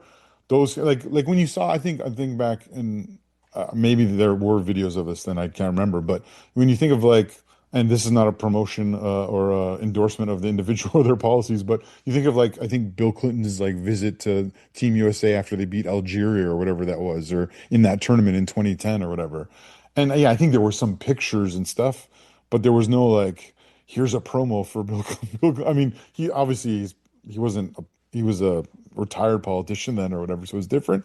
But it just rubbed me the wrong way, the whole thing. And it's without weighing in on Carney as a political figure and where he's at on the spectrum and of politics in Canada or whatever. Like I don't even care about that. And then Infantino, yeah, it just makes you feel dirty when you hear him say, I mean, the fact Infantino was even there, I was like, what?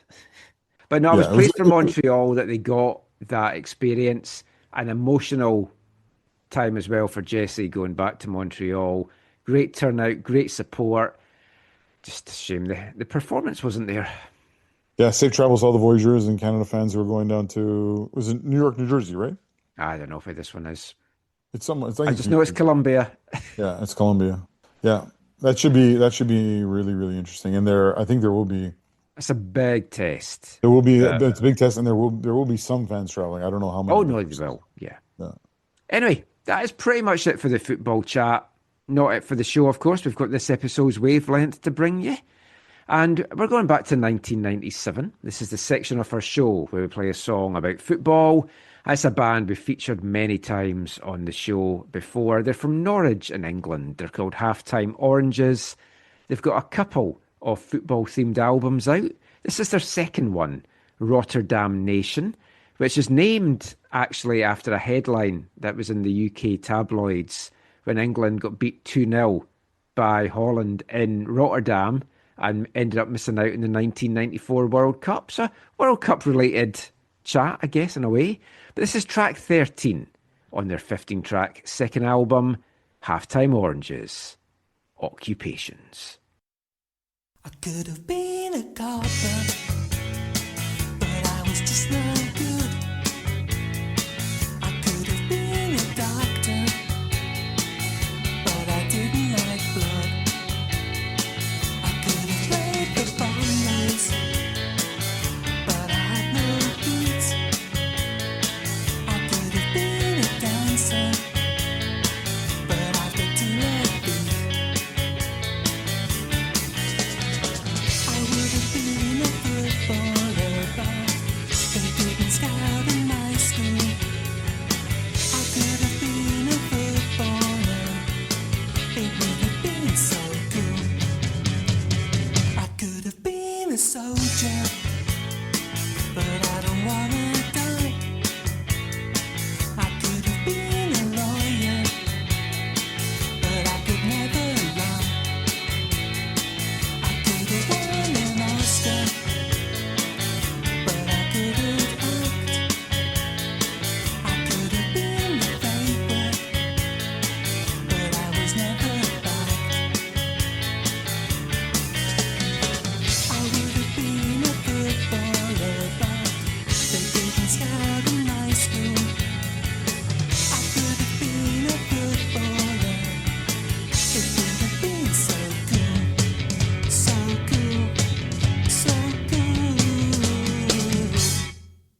halftime oranges, occupations. I mean, we can all look back and say, oh, I could have been this. I could have been a doctor, could have been a lawyer, could have been a footballer. Couldn't have been any of those, really, personally. But I mean, what were you going on about online the other day about a football analyst or whatever? Yeah, like if I had my time again, I think I'd enjoy being a football analyst. I saw Obviously, the one it comment. was not a thing back when I Pre-Arsene was Wenger picking a career. Yeah. I remember, or I saw someone comment on that, saying something like, "Why would you want to do that, Michael? They've ruined the game." Yes. The game or something. That's kind of fair as well. But that's because the Whitecaps were hiring. I was like, oh, if I could have my time again, I'd do that. Hoping they'd go, have your time now. Come and be our analyst. Didn't happen. No. When I was younger, the two things I'd thought about being and did all my career stuff for, one was, actually there was three. There was a history teacher until I discovered that I hate children. Archaeologist until I discovered how much studying you had to do for it. But I did at one point think, oh, I wouldn't mind being a journalist. So I've kind of ticked that box. What about you? What did you want to be as a kid? Well, since I was 15, I wanted to be what I'm doing now. So I feel... What, on the AFTN podcast? That's amazing. Didn't know we had such a big impact on you from such a young age. You're so hilarious. But before that, like, what was your childhood? Maybe I'll tell that story another time. It's a longer story. It was a stripper, wasn't it? No. So the Chippendales in Vegas and... No, there's no magic for Magic, me, Mike. Magic Zach. There's no magic for you, Mike. I mean, yeah, when you're young, everyone wants to be an athlete, obviously, and then you realize you're not that good. Yeah. But no, I feel like I'm doing what I'm supposed to be doing, and I'll keep doing it as long as I feel I'm supposed to be doing it. But no, I mean, yeah, I agree with you. Like being involved in a football club would be quite enjoyable. I mean, stressful and all that kind of stuff. Yeah, but I mean, having the involvement that we do just now in the game, I think going back to how we kicked this episode off with thanking and being thankful for Thanksgiving, I mean, I'm very thankful of the opportunities this has provided me. When I moved here, could never have imagined things would go the way it is, just because you don't get these opportunities back home, because there's a lot more opportunities, but a lot more people better qualified in some cases as well that fill those opportunities. And like to have that involvement that we've got, although it's not our full-time jobs, it's a great occupation to have. And yeah, hopefully we'll entertain you for a lot more AFTN podcasts in the months and years to come. Still want to get to episode 1000 and then decide if we call it a day at that. I don't know. We'll see. But that is it now for the show. Before we go, Zach, any final thoughts, any shout-outs you want to give? Let's keep this one brief. It's been a long show. We're not doing any football matches for this week, right? Canada plays Tuesday. Yep. I mean, Friday you can watch Union Berlin versus Borussia Mönchengladbach if you'd like. It's a good game. Other matches, obviously Bayern versus Dortmund, the current version of the Klassiker, but not the original. Well, I'm going to give a shout-out because the A-League is starting. So it's free on YouTube. Friday, I think you're probably going to have some games in the 8, 9, 10 o'clock with Auckland or Wellington on Friday night going into Saturday morning. So I love my A-League football. Other than that, I would just say if you have the chance and you have the ability and you have the means, Saturday is a great day to do a double. Vancouver FC is playing their last home match, the last game of 2025 against Cavalry FC. 5 hours after that kicks off, you can watch the Whitecaps play. I will also be doing a double though on Saturday because I will be commentating at Thunderbird Stadium on the unbeaten UBC women. They are 12-0. 2 games to go for a second straight unbeaten season. Oh, wow. Still have not given up a goal. That's the challenge you gave them, right? Yes. No goals? Yeah, they had 2 1-0 wins this past weekend. So yeah, they're playing Friday if you want to get out Friday night to Thunderbird Stadium.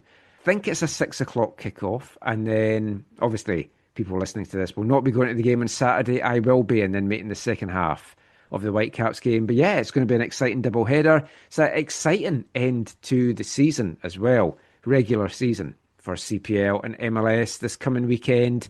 We will be back next weekend to round all of that action up. Until then, as always, thanks for listening, take care, and mon the Caps.